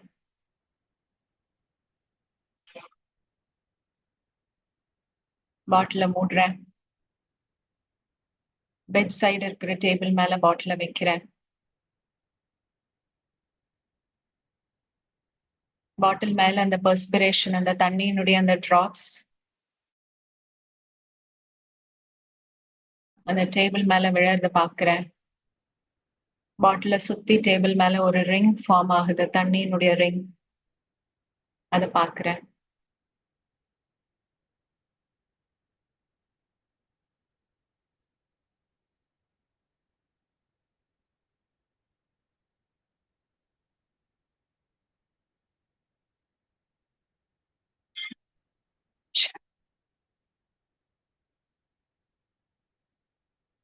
இப்போ எப்படி இருந்தது? கிட்டத்தட்ட ஒரு 5-6 நிமிஷம் இருக்கும். நீங்க ஸ்லோவா சொல்ல நாங்க ஃபாஸ்டாவே மூவ் பண்ணி எல்லா இடம் போய் வந்துட்டோம். இல்ல சிஸ்டர், நீங்க சொல்ல உங்களுக்கு பின்னாலே மூவ் பண்ணி கொண்டு போனாங்க. Full concentration. அங்க இங்க ஆடாத செய்யாத. சில வேளை லெஃப்ட் ஹேண்ட் ரைட் ஹேண்ட் மாறி இருக்கு. மற்றபடி கான்சென்ட்ரேஷன் ஃபுல்லா இருக்கும். முக்காவாசி இல்லையா? Yeah. முன்னைக்கு இப்போ இந்த ஃபர்ஸ்ட் டைம் இந்த 2 minutes நீங்க பண்ணதுக்கு இப்போ இம்ப்ரூவ்மெண்ட் தெரிஞ்சது இல்லையா? இடது கையால தண்ணி எடுத்து குடிக்கல. சில வேளை வலது கையால குடிச்சிருப்போம். இந்த ரைட் ஹேண்ட் லெஃப்ட் ஹேண்ட் மாறும் இருக்கும். மற்றபடி ஃபுல்லா உங்களோடயே ஃபாலோ பண்ணி கொண்டு போங்க. சரி. நீங்க சொன்ன மாதிரி வீட்டுக்குள்ளேயே வாய்ஸ் பிரேக் ஆயிடுச்சு. வீட்டுக்குள்ளேயே நின்றோம் நாங்கள். நீங்க சொன்ன மாதிரி இந்த முறை அங்கால இங்கால போகல, வீட்டுக்குள்ளேயே தான் நாங்க குசினிக்க நின்றோம், பிறகு பெட்ரூம்க்கு நின்றோம். ஆனா இங்க ஸ்டேர்ஸ்ல ஏறி மேல போகணும் பெட்ரூமுக்கு, அப்ப ஸ்டேர்ஸ்ல ஏறி போனோம். அந்த மாதிரி சுத்தி சுத்தி வீட்டுக்குள்ள நின்னா கொஞ்சம் ஃபாஸ்டா முன்னுக்கு பின்னுக்கு போய் வந்தோம். என்ன எனக்கும் அது ஃபீல் ஆச்சு. அந்த முன்ன மேல பின்ன படியில இருக்கலாம், வலது கை இடது கை ஆகலாம், இடது கை வலது கை ஆகலாம். பட் ஒரு 75% அந்த வீட்டுக்குள்ளேயே இருந்தீங்க இல்லையா? அது சொல்ல சொல்ல அதே பண்ணீங்க இல்லையா? ஹால்ல இருந்து கிச்சன் போறது, இல்ல ஃப்ரிட்ஜ் கிட்ட போறது, ஃப்ரிட்ஜ்ல இருந்து பெட்ரூம் போறது, பெட்ரூம்ல இருந்து தண்ணி குடிக்கிறது. சோ அது என்ன பண்றீங்க? ஒரு 75% இருந்தீங்க இல்லையா? 75 இல்ல இல்ல சிஸ்டர், 90 100 90 இல்ல. 90 100 90 வீட்டுக்கு சொன்னேன். 90, 100. ஓகே, 90, 100. அப்ப முதல்ல அந்த 2 minutes பண்ணும்போது அது எத்தனை % ரேட் பண்ணுவீங்க? அது 0 தான் சிஸ்டர். 0. ஓகே, 0. ஓகே, சில பேருக்கு 10%, 20%. ஓகே, என்னவோ. பட் அதுல இருந்து இப்ப எப்படி இருக்கு? 90%. அப்போ ஃபர்ஸ்ட் டைம் வந்து வெறும் 2 minutes தான். இப்போ பண்ணது ஒரு 5 to 6 minutes இருக்கும். அதாவது டைமும் 3 மடங்கு அதிகம், கிட்டத்தட்ட 3 times டைமும் அதிகம், டியூரேஷனும் அதிகம், கான்சென்ட்ரேஷன் லெவலும் கிட்டத்தட்ட 3 மடங்கு அதிகம் உங்களுக்கு இல்லையா? சில பேருக்கு வந்து 100% அதிகம், சில பேருக்கு வந்து 3 மடங்கு, அட்லீஸ்ட் மினிமம் 3 மடங்கு வந்து அதிகமா இருக்கு. என்ன டிஃபரன்ஸ் ரெண்டுக்கும்? நீங்க ஒரு கான்சென்ட்ரேட், அதாவது வந்து ஒரு இதை நோக்கி போய் கொண்டிருந்தோம். இப்ப இது நாங்க ஒரு சொல்லி கொடுத்தோம், அன்றாட பணியை நோக்கி கைட் பண்ணினோம், ஆர்கனைஸ் அன்றாட பண்ணினோம். மைண்ட் ஃபோக்கஸ் பண்ணினோம். ஃபோக்கஸ் பண்றோம். அந்த ஃபோக்கஸ் எங்கேருந்து வந்தது, எதனால அந்த ஃபோக்கஸ் வந்தது அப்படின்னா, நம்ம மைண்ட டைரக்ட் பண்றோம். இந்த இடத்துல மைண்ட் திங்க் பண்றது திங்க் பண்ணிட்டே தான் இருக்க போகுது, த்ரூ அவுட் திங்க் பண்ணிட்டே தான் இருக்க போகுது. நீங்க மைண்ட டைரக்ட் பண்ணல அப்படின்னா அது என்ன பண்ணுது? அது உங்களை டைரக்ட் பண்ணும். ஓகே, நீங்க மைண்டுக்கு கான்சியஸா டைரக்ஷன் கொடுக்கல அப்படின்னா மைண்ட் என்ன பண்ணும்? தான் உங்களுக்கு டைரக்ஷன் கொடுக்க ஆரம்பிக்கும், அது பின்னாடி நாம ஓடுவோம்.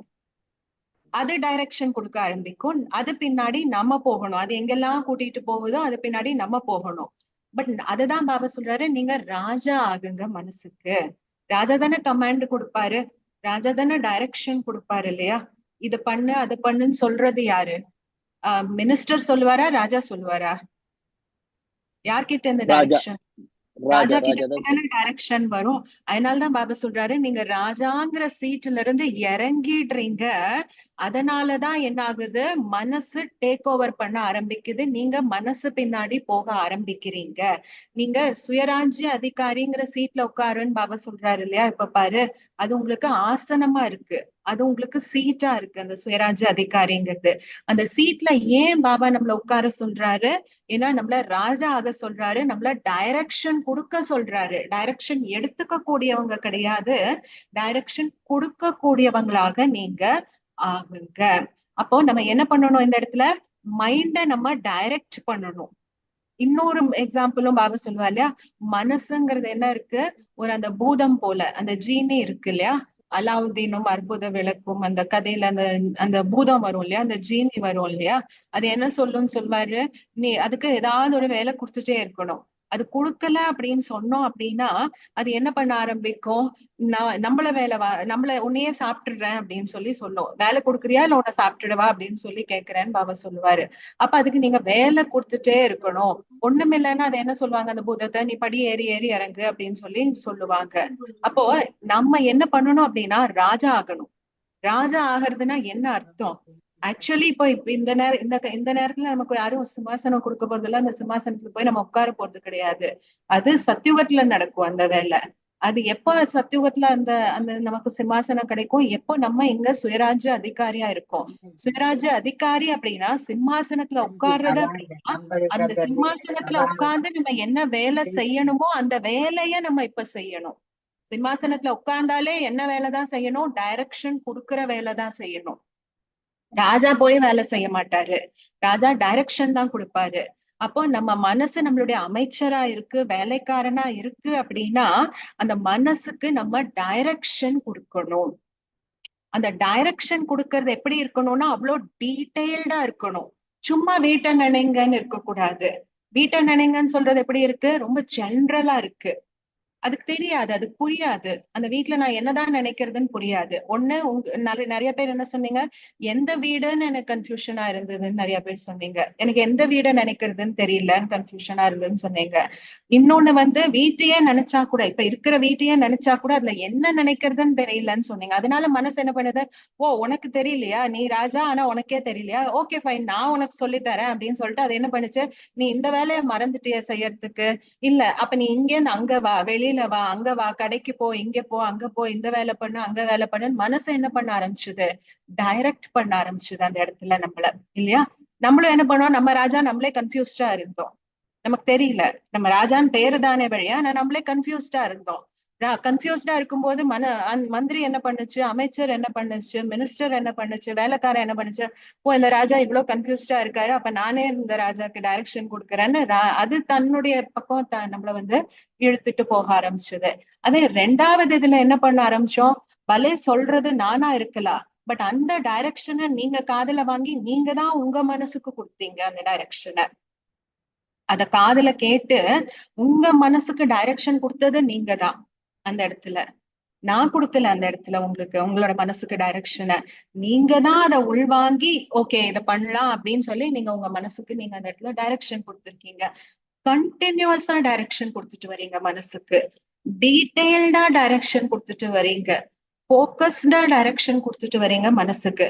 அப்ப மனசு என்ன பண்ணிடுது அந்த இடத்துல, வேற எங்கேயுமே போறது கிடையாது. ஓ ராஜா தெளிவா இருக்காரு, நம்மளால எங்கேயும் போக முடியாது, நம்மளுடைய சாதுரியத்தனத்தை காட்ட முடியாது இந்த இடத்துல, ராஜா ரொம்ப ஸ்மார்ட்டா இருக்காரு, தெளிவா இருக்காரு, கிளவரா இருக்காரு, சோ ராஜா சொல் பேச்சதான் நம்ம கேட்டாகணும்னு மனசு என்ன பண்ண ஆரம்பிச்சது. உடனே மனசு உங்க பின்னாடி நீங்க என்னெல்லாம் சொன்னீங்களோ அது படி மட்டும்தான் போச்சு, வேற எங்கேயுமே மனசுங்கிறது போகவே இல்லை. டிஃபரன்ஸ் தெரியுது இல்லையா? இதுதான் சுயராஜ்ய அதிகாரி, இதுதான் கான்சென்ட்ரேஷன். இந்த கான்சென்ட்ரேஷனோட நம்ம எப்போ மனசை கண்டினியூஸா நம்ம டைரக்ட் பண்றோமோ அதுதான் கான்சென்ட்ரேஷன். மனசுக்கு டைரக்ஷன் வரிசையா கொடுத்துட்டே வர்றதுக்கு பேரு தான் என்ன, கான்சென்ட்ரேஷன். அந்த கான்சென்ட்ரேஷன் பண்ண பண்ண என்ன ஆகும் அப்படின்னா, யோகாங்கிறது அக்னி ரூபத்துல மாற ஆரம்பிக்கும். அக்னி ரூபத்துல மாறும் போது என்ன ஆகுது, ரெண்டு விஷயம் நடக்குது. ஒண்ணு நான் சொன்னது, அந்த அக்னிங் போது அந்த அழியறது, அந்த குப்பை அழியறது, உண்மையான ஸ்வரூபம் வெளியில வருது. கூடவே என்ன நடக்குது அப்படின்னா நமக்கு எக்ஸ்பீரியன்ஸ் கிடைக்குது. அந்த அக்னி ரூபத்துல இருக்கும்போது, அவ்வளவு கான்சென்ட்ரேட்டடா இருக்கும்போது நமக்கு அனுபவம் கிடைக்குது. என்ன அனுபவம் கிடைக்கும், ஒன்னா சில சமயம் தூய்மையினுடைய அனுபவம் இருக்கும். அந்த தூய்மையில அப்படியே நான் லயிச்சு போய் மூழ்கி போய் இருக்கிற மாதிரி அந்த அனுபவத்துல மூழ்கி போய் இருப்போம். இல்லைன்னா சக்தியினுடைய அனுபவத்துல இருப்போம், இல்லைன்னா ஆனந்தத்தினுடைய அனுபவத்துல இருப்போம், இல்லைன்னா பாபாவுடைய அன்பினுடைய அனுபவத்துல இருப்போம். பாபா சொல்வா இல்லையா, அன்புல அப்படியே மூழ்கி போயிடுங்க, கடல் போல எல்லாமே மூழ்கி போயிடுங்க, ஒவ்வொரு குணமும் கடல் போல இருக்கு, அதனுடைய ஆழத்துல போய் எடுங்க, முத்து கிடைக்கும்னு சொல்லுவாரு இல்லையா? அந்த மாதிரி ஒரு பக்கம் ஃபயரா இருந்து அந்த ஃபயர் என்ன வேலை செய்யணுமோ அந்த ரெண்டு வேலையா அந்த ஃபயர் செஞ்சுட்டு இருக்கும். அழிக்கிறது, குப்பையை அழிக்கிறது, உண்மையான ஸ்வரூபத்தை வெளியில கொண்டு வர்றது. அந்த பண்ணும் போதே நமக்கு எக்ஸ்பீரியன்ஸ் எப்படி இருக்கும்னா, அந்த கடலினுடைய ஆழத்துல இருக்கிற மாதிரி, அதனுடைய அனுபவத்தினுடைய எம்பாடிமெண்டா இருக்கிற மாதிரி நமக்கு வந்து அந்த எக்ஸ்பீரியன்ஸ்ங்கிறது ஆகும். அந்த எக்ஸ்பீரியன்ஸ்ல அவ்வளோ லயிச்சு போயிடுவோம். அந்த லயிச்சு போனதுக்கு அப்புறம் மனசுக்கு டைரக்ஷன் கொடுக்க வேண்டிய அவசியமே இருக்காது. அந்த அனுபவத்துல நம்ம அப்படியே மூழ்கி இருப்போம், மனசு அதுல அப்படியே ஒருநிலைப்பட்டு இருக்கும் அந்த நேரத்துல. அதுக்கப்புறம் டைரக்ஷன் கொடுக்க வேண்டிய அவசியமே இருக்காது. சோ இதுதான் என்ன, மனசை நம்ம டைரக்ட் பண்ணணும், கண்டினியூஸா டைரக்ட் பண்ணணும், டீடைல்டா டைரக்ட் பண்ணணும். அத இதுக்கு அடுத்தது இது, இதுக்கு அடுத்தது இது, இதுக்கு அடுத்தது இது. இப்ப குழந்தைக்கெல்லாம் வந்து சொல்லி கொடுக்குறோம் அப்படின்னா முதல்ல என்ன பண்ணுவோம், கைய பிடிச்சு போட சொல்லி தருவோம் இல்லையா குழந்தைக்கெல்லாம். இந்த எழுதுன்னு சொல்லிட்டு போயிட மாட்டோம் இல்லையா, இந்த சென்டென்ஸை எழுதுன்னு சொல்லிட்டு போயிட மாட்டோம்.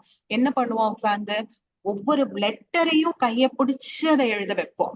இப்படி போடுனா எப்படி, இங்கேருந்து இப்படி ஒண்ணு மேல கொண்டு போ, அது அப்படியே இப்படி கீழே கொண்டு வா, இப்படி நடுவுல இப்படி ஒரு கோடு போடுன்னு டீடைல்டா போட சொல்லி தரோம்ல நம்ம. ஏல இருந்து ஒரு வார்த்தை, ஆப்பிள் எழுதுன்னு சொல்ல மாட்டோம் இல்லையா, ஃபர்ஸ்ட் பென்சில பிடிக்கிற குழந்தைகிட்ட ஆப்பிள் எழுது அப்படின்னு சொல்ல மாட்டோம். என்ன பண்ணுவோம், போட சொல்லி தருவோம். APPLEன்னு எழுதி சொல்லி தருவோம். எப்படி சொல்லி தருவோம்? அந்த ஏ கூட எப்படி போடணுங்கிறத நம்ம சொல்லி தருவோம் இல்லையா? இப்படி ஒரு கோடு, இப்படி ஒரு கோடுன்னு கையை பிடிச்சு போட்டு விடுவோம் அந்த குழந்தைக்கு.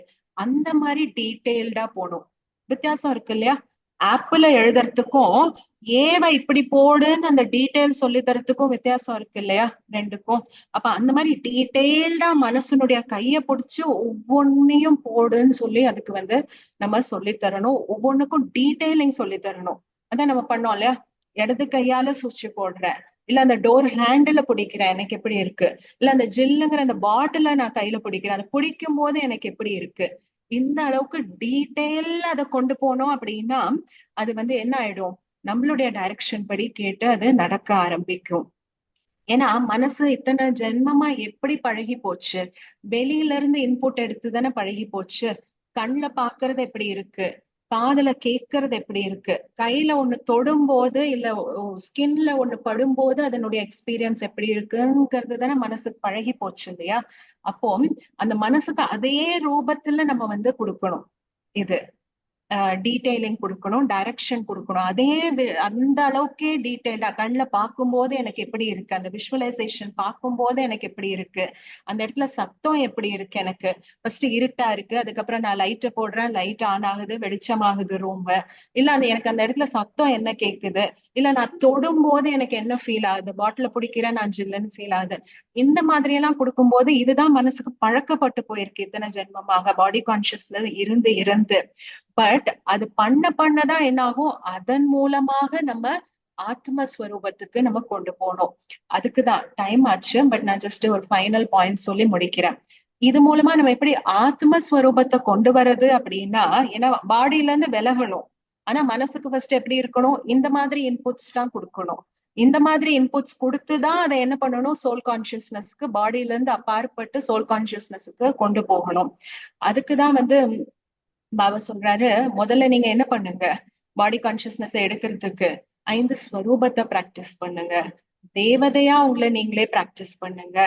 பூஜைக்கு தகுந்த தேவதையா பிராக்டிஸ் பண்ணுங்க. பரிஷ்தா ரூபத்துல பிராக்டிஸ் பண்ணுங்க. அப்ப அந்த பரிஷ்தா ரூபத்துல இருக்கும் போது, இல்ல ஸ்வர்க்கத்தினுடைய தேவதையா இருக்கட்டும், இல்ல பூஜைக்குரிய தேவதையா இருக்கட்டும், அங்க இருக்கும்போது என்ன ஆகுது? இந்த பாடி கான்சியஸ்னஸ்ல இருந்து நம்ம விலகுறோம். அங்கேயும் பாடி தான், அந்த பாடியில தான் இருக்கோம் நம்ம. பட் என்ன ஆகுது? இந்த பாடி கான்சியஸ்னஸ்ல இருந்து நம்ம விலகுறோம். அங்க இருக்கும்போது நான் பாடியில இருக்கும் போதே நான் எப்படி ஆத்மா ரூபத்துல, ஆத்மாங்கிற கான்சியஸ்னஸோட பாடியில இருக்கேங்கிற அந்த எக்ஸ்பீரியன்ஸ்க்கு ஃபர்ஸ்ட் பாபா நம்மளை கூட்டிட்டு போறாரு. டைரக்டா சோலுங்கிறத விட பாபா என்ன சொல்வாரு? ஆத்மான்னு வரலன்னா பரிஷ்தா ஸ்வரூபத்தை பிராக்டிஸ் பண்ணுங்க, பரிஷ்தா வரலையா ஸ்வர்க்கத்தினுடைய தேவதை ஸ்வரூபத்தை பிராக்டிஸ் பண்ணுங்கன்னு அந்த மாதிரி மாத்தி மாத்தி சொல்லுவாரு இல்லையா? எடுத்த உடனே ஆத்மான்னீங்கன்னா உங்களுக்கு ஒண்ணும் வராதுன்னு சொல்லுவாரு இல்லையா? அப்ப பாபா என்ன பண்றாரு? இந்த உடல் தான் என்ன ஆகுது? விகாரத்தினுடைய அந்த இதுவா இருக்கு, அந்த கான்சியஸ்னஸோட இருக்கு. அதே ஸ்வர்க்கத்தினுடைய தேவதையா இருக்கட்டும், இல்ல இந்த பூஜைக்கு தகுந்த தேவதையா இருக்கட்டும், இல்ல ஃபரிஷ்தா ரூபமா இருக்கட்டும், அங்கேயும் பாடியில தான் இருக்கோம் நம்ம. பட் இருந்தாலும் அது பாடி கான்சியஸ்னஸ்ல இருந்து விலக்கி கூட்டிட்டு போகக்கூடிய அந்த பாடியில நம்ம இருக்கோம். சோ ஃபர்ஸ்ட் அத நல்லா டீடைல்டா நம்ம பார்க்கணும். நான் ஒரு ஸ்வர்க்கத்தினுடைய ஒரு போட்டோவை ஷேர் பண்றேன். நம்ம எல்லாம் பார்த்த போட்டோ தான் அது. நான் ஸ்வர்க்கத்தினுடைய ஒரு போட்டோவை ஸ்கிரீன்ல நான் ஷேர் பண்றேன். அதுல என்ன பண்ணலாம் அப்படின்னா, ஃபர்ஸ்ட் என்ன பண்ணலாம் அப்படின்னா, ஜஸ்ட் அதை டீடைல்டா வாட்ச் பண்ணலாம். ஒரு 2-3 மினிட்ஸ்க்கு, 2-3 மினிட்ஸ் இல்ல, 2-3 மினிட்ஸ் எடுத்து அதை நம்ம டீடைல்டா தலையில இருந்து கால் வரைக்கும் அந்த தேவதையினுடைய ஸ்வரூபம் எப்படி இருக்குன்னு நான் சொல்ல அப்படியே அதை டீடைல்டா கவனிங்க. வெறும் அதை கவனிக்கிறது, என்ன இருக்கு ஏது இருக்குங்கிறத ஜஸ்ட் அதை கவனிக்கிறது மட்டுமே. தலை எப்படி இருக்கு, தலைமுடி எப்படி இருக்கு, நெத்தி எப்படி இருக்கு, கண் எப்படி இருக்கு, கண்ணுல எப்படி தெய்வீக தன்மை இருக்கு, அந்த மாதிரி ஒவ்வொன்றும் டீடைல்டா ஃபர்ஸ்ட் வாட்ச் மட்டும் பண்ணுங்க. ஃபர்ஸ்ட் ஸ்டேஜ்ல நான் ஷேர் பண்றேன், அதை வாட்ச் பண்ணுங்க. அதுக்கப்புறம் ஒரு 2-3 மினிட்ஸ் அதை பண்ணிட்டு அதுக்கப்புறம் அடுத்த ஸ்டெப்புக்கு நம்ம போகலாம். ஒரே நிமிஷம் நான் அதை ஷேர் பண்றேன்.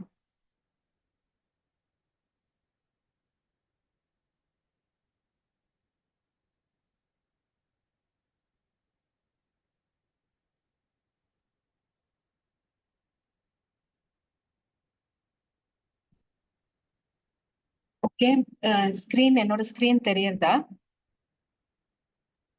தெரியுது சிஸ்டர். இப்போ இதுல 4 தேவதை இருக்காங்க இல்லையா?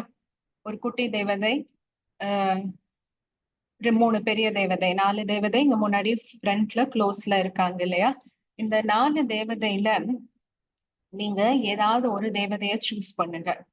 ஓகே, நீங்களே சூஸ் பண்ணுங்க. உங்களுக்கு என்ன வேணுங்கிறத இந்த 4 பேர்ல நீங்க ஒருத்தரை வந்து நீங்க சூஸ் பண்ணுங்க. சூஸ் பண்ணிட்டு நான் சொல்ல சொல்ல தலையில இருந்து கால் வரைக்கும் ஃபுல்லா டீட்டெயில்டா நான் எந்த பாகத்தை சொல்றேனோ அந்த இதுல நீங்க தலையில இருந்து கால் வரைக்கும் ஃபுல்லா டீட்டெயில்டா அதை வந்து கவனிச்சு பாருங்க, வாட்ச் பண்ணுங்க. தலைமுடி எப்படி இருக்கு, இப்போ நகை இருக்கு அப்படின்னா அந்த நகை என்ன கலர்ல இருக்கு, என்ன ஷேப்ல இருக்கு, என்ன டிசைன்ல இருக்கு, அந்த மாதிரி தலையில இருந்து கால் வரைக்கும் நல்ல டீட்டெயில்டா அதை நீங்க வந்து வாட்ச் பண்ணுங்க. ஒரு ஒரு இது ஒரு 2-3 மினிட்ஸ் பண்ணலாம். ஏதாவது ஒரு தேவதைய ஃபர்ஸ்ட் சூஸ் பண்ணிக்கங்க. ஓகே, இப்போ அந்த தேவதையினுடைய தலையில இருந்து கால் வரைக்கும் நல்ல டீட்டெயில்டா வாட்ச் பண்ணலாம். தலைமுடி எப்படி இருக்கு,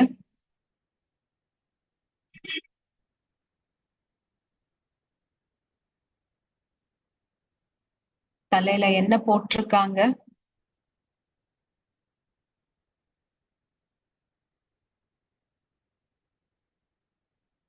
நெத்தி எப்படி இருக்கு, கண் என்ன ஷேப்ல இருக்கு, என்ன எக்ஸ்பிரஷன் இருக்கு கண்ணுல, என்ன தெய்வீக தன்மை தெரியுது கண்ணுல,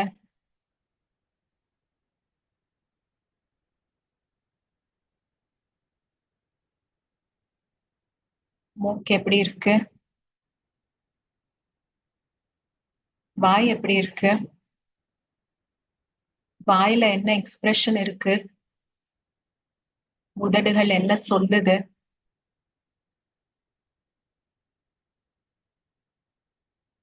காது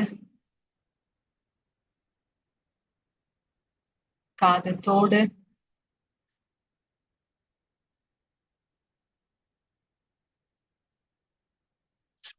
கழுத்துல எத்தனை நகை போட்டிருக்காங்க,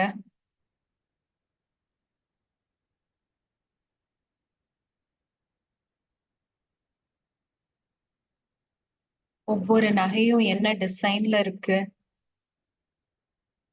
என்ன கலர்ல இருக்கு,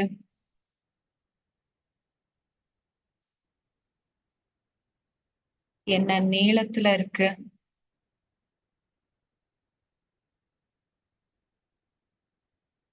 ட்ரெஸ் என்ன போட்டிருக்காங்க, ட்ரெஸ்னுடைய கலர் என்ன,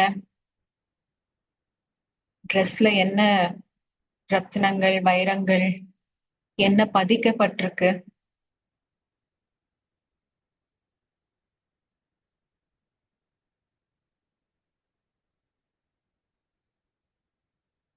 கை எப்படி இருக்கு,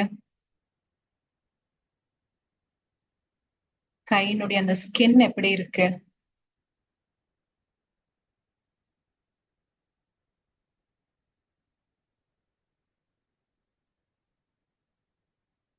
கையில என்ன நகை போட்டிருக்காங்க,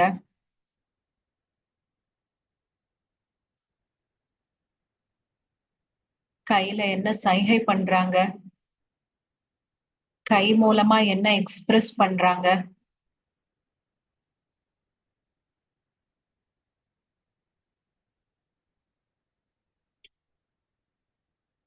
முழு உடலினுடைய பாஸ்டர் எப்படி இருக்கு,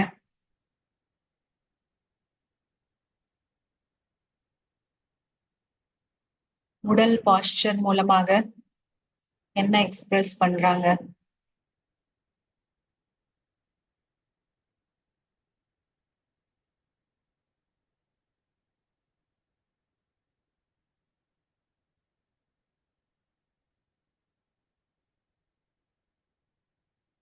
ஓகே.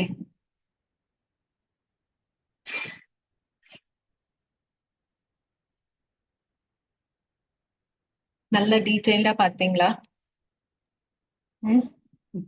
இப்போ அது கண் முன்னாடி இல்ல, ஸ்கிரீனை நான் ஸ்டாப் பண்ணிட்டேன்.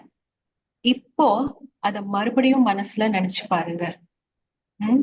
அது எப்படி இருந்தது, அந்த பிக்சர் எப்படி இருந்ததுன்னு இப்ப நம்ம முன்னாடி ஒரு திரை இருந்தா எப்படி இருக்குமோ அந்த திரையில நீங்க இப்ப பாத்தீங்க இல்லையா, முன்னாடி இருந்த ஸ்கிரீன்ல அத பாத்தீங்க. அதே போல டிட்டாச்டு அப்சர்வரா நான் இங்க உட்கார்ந்துருக்கேன், என் முன்னாடி ஒரு ஸ்கிரீன் இருக்கு.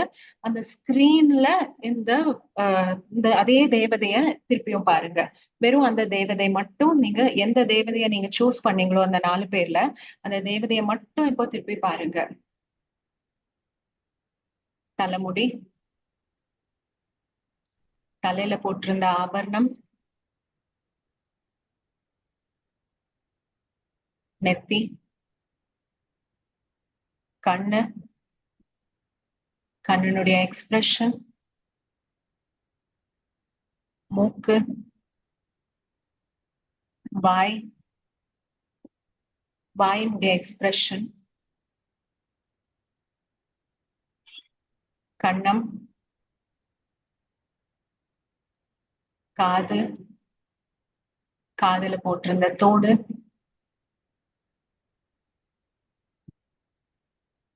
அந்த தேவதை போட்டிருந்த ட்ரெஸ், ட்ரெஸ்ல பதிக்கப்பட்டிருக்கிற முத்துக்கள், ரத்னங்கள், வைரங்கள்,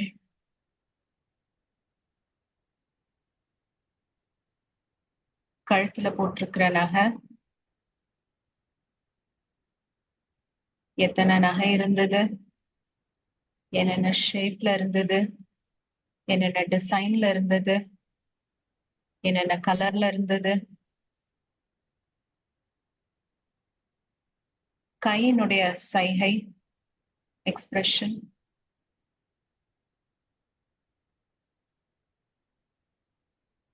கையில போட்டிருந்த நகை, பாடியினுடைய பாஸ்டர், அது மூலமா சொன்ன எக்ஸ்பிரஷன், ஸ்கின் எப்படி இருந்தது,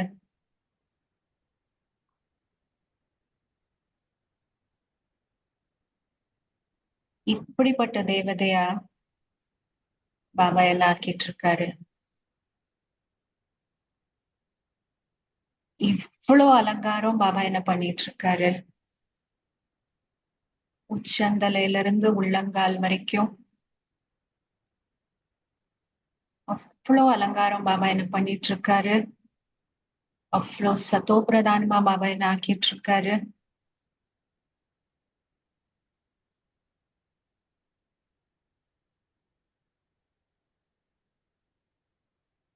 அவ்வளோ என்ன தங்கத்தால வைரத்தால நிரப்பிட்டு இருக்காரு.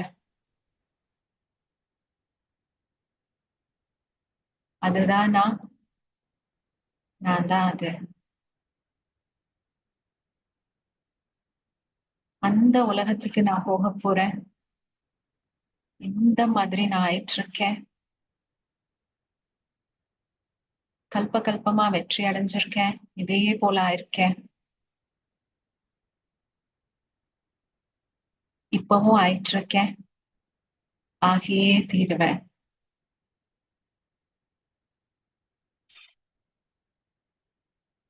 ஓம் சாந்தி. தொடர்ந்து அந்த பிக்சர் உங்க கண் முன்னாடி இருந்ததா? இந்த தெய்வத்தையினுடைய பிக்சர் கான்ஸ்டன்டா உங்க மனசுல கண் முன்னாடி இருந்தது இல்லையா? அந்த பிக்சரு அதுக்கப்புறமும் நம்ம பாபா இப்படி ஆக்கிட்டு இருக்காருன்னு சொல்லும் போது கூட அந்த பிக்சர் நமக்கு முன்னாடி கான்ஸ்டன்டா கண்ணுல இருந்தது இல்லையா? சோ ஃபர்ஸ்ட் நம்மளுடைய வேலை என்ன அப்படின்னா அந்த பிக்சரை மனசுல பதிய வைக்கிறது. அந்த டீடைலிங் கொடுத்து அந்த பிக்சர் நமக்கு பதிய வைக்கிறது. அதுக்கப்புறம் எப்படி நம்மள பாபா அப்படி ஆக்கிட்டு இருக்காருங்கிற அந்த பாயிண்ட்ஸ மனசுக்குள்ள எமர்ஜ் பண்ணி அந்த ஃபீலிங்க கொண்டு வர்றது. இதோட இன்னொரு ஸ்டெப் பண்ணி பாருங்க. இப்போ நீங்க உங்க முன்னாடி ஒரு ஸ்கிரீன்ல அந்த தேவதையினுடைய பிக்சரை பாத்தீங்க. இப்படி என்ன பாபா ஆக்கிட்டு இருக்காரு, நம்ம எதிரில அந்த பிக்சரை பார்த்தோம். இன்னொரு ஸ்டெப் நீங்க இன்னைக்கு பண்ணி பாருங்க. அந்த தேவதையினுடைய அந்த சரீரத்துல அந்த ஆத்மா நெத்தியில நான் அந்த தேவதையினுடைய உடல்ல உட்கார்ந்துருக்கேன். அப்ப என் முடி எப்படி இருக்கு, என் தலை எப்படி இருக்கு, என்னோட மூஞ்சி எப்படி இருக்கு, என்னுடைய கண்கள் எப்படி இருக்கு, என்னுடைய உடல் எப்படி இருக்கு, எனக்கு எப்படி எத்தனை அலங்காரம் நடந்திருக்கு, நான் எப்படி ட்ரெஸ் போட்டிருக்கேன் அப்படிங்கிறத எதிர்க்க இப்ப டிட்டாச்சா இருந்து நம்ம பண்ணோம். அதே நீங்க வந்து நான் அதுவா இருக்கேன்னு அந்த சரீரத்துக்குள்ள போய் உட்கார்ந்து அந்த சரீரத்தை பாருங்க. எதிர்க்க அந்த சரீரத்தை பாக்குறதுக்கும் அந்த சரீரத்துக்குள்ள ஆத்மா உட்கார்ந்து அந்த சரீரத்தை பாக்குறதுக்கும் வித்தியாசம் இருக்கு இல்லையா? அப்ப அந்த மாதிரி ஒரு 5 நிமிஷம் அந்த இதை பண்ணி பாருங்க. அடுத்தது நீங்க பண்ணி பாருங்க. பண்ணி பார்த்துட்டு அதுக்கப்புறம் உங்களுக்கு டிஃபரன்ஸ் தெரியும். அந்த ஃபீலிங் வரும். அந்த அந்த டிவினிட்டி வந்து வர்றது, அந்த ஃபீலிங் எமர்ஜ் ஆகுறது, இதுதான் நானு அப்படிங்கிற அந்த ஃபீலிங் எமர்ஜ் ஆகுறது வந்து உங்களால அதை எக்ஸ்பீரியன்ஸ் பண்ண முடியும். அதை பண்ண பண்ண என்ன ஆகும் அப்படின்னா, இந்த வந்து இந்த விகாரத்தினுடைய இந்த சரீரம் இருக்கு இல்லையா, விகாரத்தினுடைய இந்த சரீரத்தினுடைய அந்த அபிமானம், அந்த பாடி கான்சியஸ்னஸ் வந்து அதுல இருந்து நம்மளால வெளிப்பட முடியும். கொஞ்சம் கொஞ்சமா வெளிப்பட முடியும். இப்படி பண்ணி பண்ணிதான் நம்ம என்ன பண்ண முடியும்? அடுத்த ஸ்டெப் ஆத்மாவை பாக்குறது, பரந்தாமத்துல பாபாவை பாக்குறது, அது கூட நல்ல டீட்டெயில்டா நம்மளால வந்து என்ன பண்ண முடியும்? இதுல நம்ம கொஞ்சம் நல்ல பிராக்டிஸ் ஆயிடுச்சு அப்படின்னா நம்ம ஆத்மாவை டீட்டெயில்டா பாக்குறது கூட நம்மளால பண்ண முடியும். 1/2 மணி நேரம் வெறும் ஆத்மாவையே நம்ம டீட்டெயில்டா பார்க்க முடியும். பரந்தாமத்துக்கு போயிட்டு வர்றது 1 hour கிளியரா பரந்தாமத்துல நல்லா பரந்தாமத்துல என்னையும் பாபாவையும் டீட்டெயில்டா பாக்குறது, அந்த 1 hour அந்த இதுல லயிச்சு போய் இருக்கிறது, அதை நம்மளால வந்து பண்ண முடியும். அவ்வளோ கான்சென்ட்ரேஷன் வந்து இம்ப்ரூவ் ஆயிட்டே போகும். சோ அதுக்குதான் பாபா ஃபர்ஸ்ட் ஸ்டெப் கொடுக்குறாரு. இந்த தேவதை ரூபத்துல, ஃபரிஷ்தா ரூபத்துல, பூஜைக்கு தகுந்த தேவதை ரூபத்துல உங்களை நீங்களே நினைச்சு பாருங்க. ஃபர்ஸ்ட் அதை எதிர்க்க பார்க்கணும். அதுக்கப்புறம் அதுக்குள்ள நான் இருக்கேன், அந்த சரீரத்துக்குள்ள நான் ஆத்மா இருக்கேன், என்னை சுத்தி அந்த சரீரம் இருக்குங்கிற அந்த ஃபீலிங்க, அந்த எக்ஸ்பீரியன்ஸ கொண்டு வருது. அதுக்கப்புறம் எல்லாத்தையுமே டீட்டெயில்டா மனசை என்ன பண்ணணும்? டைரக்ட் பண்ணணும். ஒவ்வொன்றுக்கும் மனசை டைரக்ட் பண்ணணும். காதுல எப்படி இருக்கு, கழுத்துல எப்படி இருக்கு, ஆத்மானாலே ஆத்மா எப்படி இருக்கு பாக்குறதுக்கு, ஆத்மால இருந்து ரேஸ் வருது, கிரணங்கள் வருதுன்னா எப்படிப்பட்ட ரேஸ் வருது, எத்தனை ரேஸ் வருது, எவ்வளவு நீளத்துக்கு வருது, அந்த மாதிரி ஒவ்வொன்றையும் டீட்டெயில்டா மனசை டைரக்ட் பண்ண பண்ண என்ன ஆகுது? மனசு உங்க பின்னாடி வரும். ஆக்சுவலி ராஜாவாக நம்மளால இருந்து அந்த கான்சென்ட்ரேஷனை கொண்டு வர முடியும். அப்ப நம்ம என்ன பண்ணுவோம்? அனுபவத்துல போயிடுவோம். நம்ம அனுபவத்துல போகும்போது என்ன ஆகுது? அந்த யோகா வந்து அக்னி போல நமக்கு மாறும். பரந்தாமத்திலேயே அந்த நிலைச்சு இருந்து அந்த அனுபவத்துல நம்ம இருக்கும்போது பாபாவோட அந்த லெவல் ஆஃப் கான்சென்ட்ரேஷன் நமக்கு வந்துடும் போது என்ன ஆயிடும்? அப்ப அந்த யோகாவானது அக்னி போல மாறி என்னாகும்?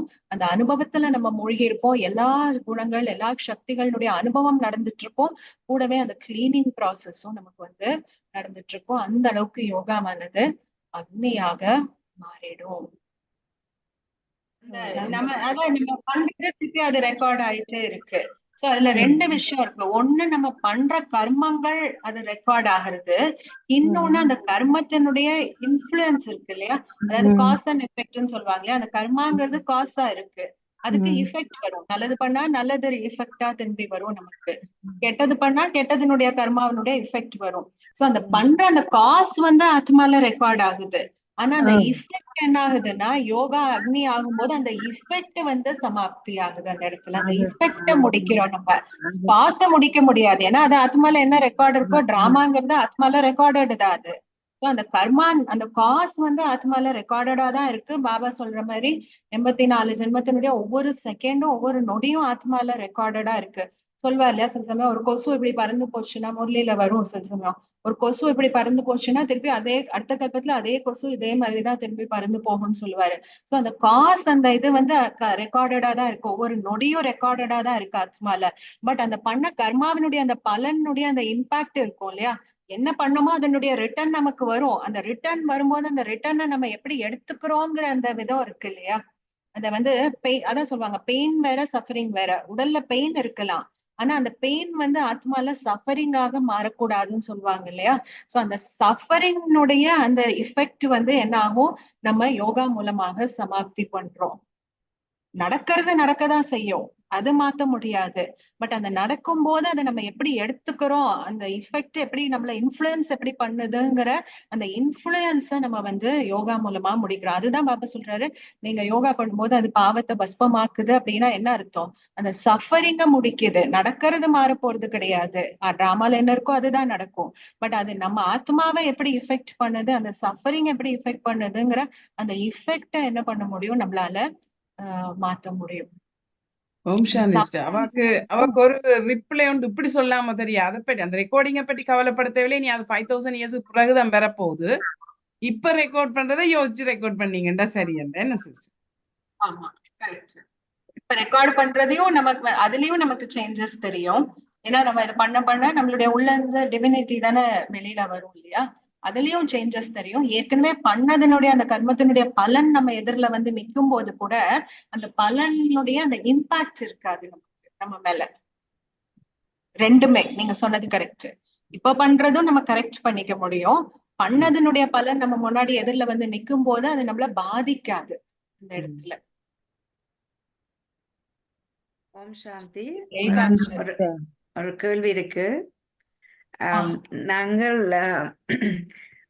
நீங்க சொன்ன இது டீட்டெயில்டா சொல்லி கொண்டிருக்க அதெல்லாம் நாங்க நேரடியாவே இந்த உடலோட அனுபவம் பண்ணின விஷயங்கள். வீடுண்டா, ஃப்ரிட்ஜ் இருக்குதா, இதை திறக்கிறோம், தண்ணி ஃபீல் பண்றோம், அதெல்லாம் இருக்குது. சத்தியோலத்தின படத்தை பார்க்க அதுல அப்படியே டீட்டெயில்ஸா இருக்கிறத டீட்டெயில்ல கான்சென்ட்ரேட் பண்றோம். அதுவும் அதுல உடுப்பு போட்டிருக்கிறதெல்லாம் இந்த உடலுக்கு நாங்க பாவிச்ச சாமான்கள், ரைட், பாவிச்சு கொண்டிருக்கிறோம்.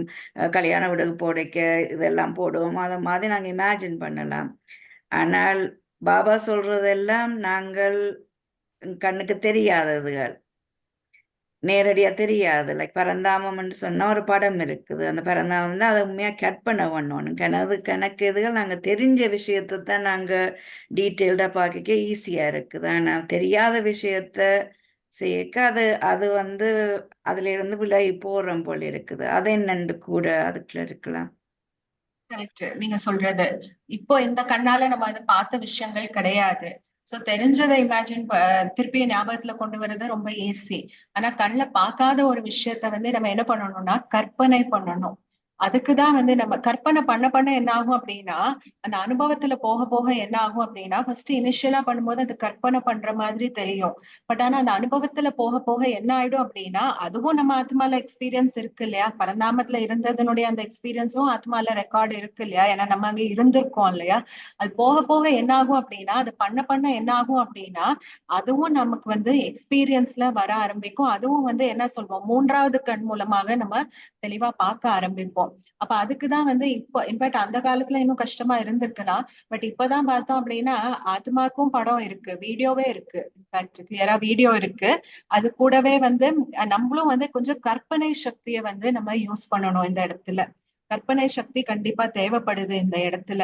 அதனாலதான் நான் சொன்னேன் இப்ப இந்த சத்தியுகத்தினுடைய ஸ்டார்டிங், கற்பனை சக்தியினுடைய ஸ்டார்டிங் ஸ்டேஜுக்கு அதனாலதான் நான் சொன்னேன் இப்ப இந்த சத்தியுகத்தினுடைய அந்த படமே இருக்கு அப்படின்னா அதை எதிரில திருப்பியும் மனசுல ரீகலெக்ட் பண்றது ரொம்ப ஈஸி. தலை இப்படி இருந்தது, கால் இப்படி இருந்தது, நகை இப்படி இருந்ததுன்னு ரீகலெக்ட் பண்றது ரொம்ப ஈஸி. கண்ணை மூடிட்டு பண்றதோ இல்ல அது இல்லாம நம்ம பாக்குறது மனசுல ரீகலெக்ட் பண்றது ரொம்ப ஈஸி.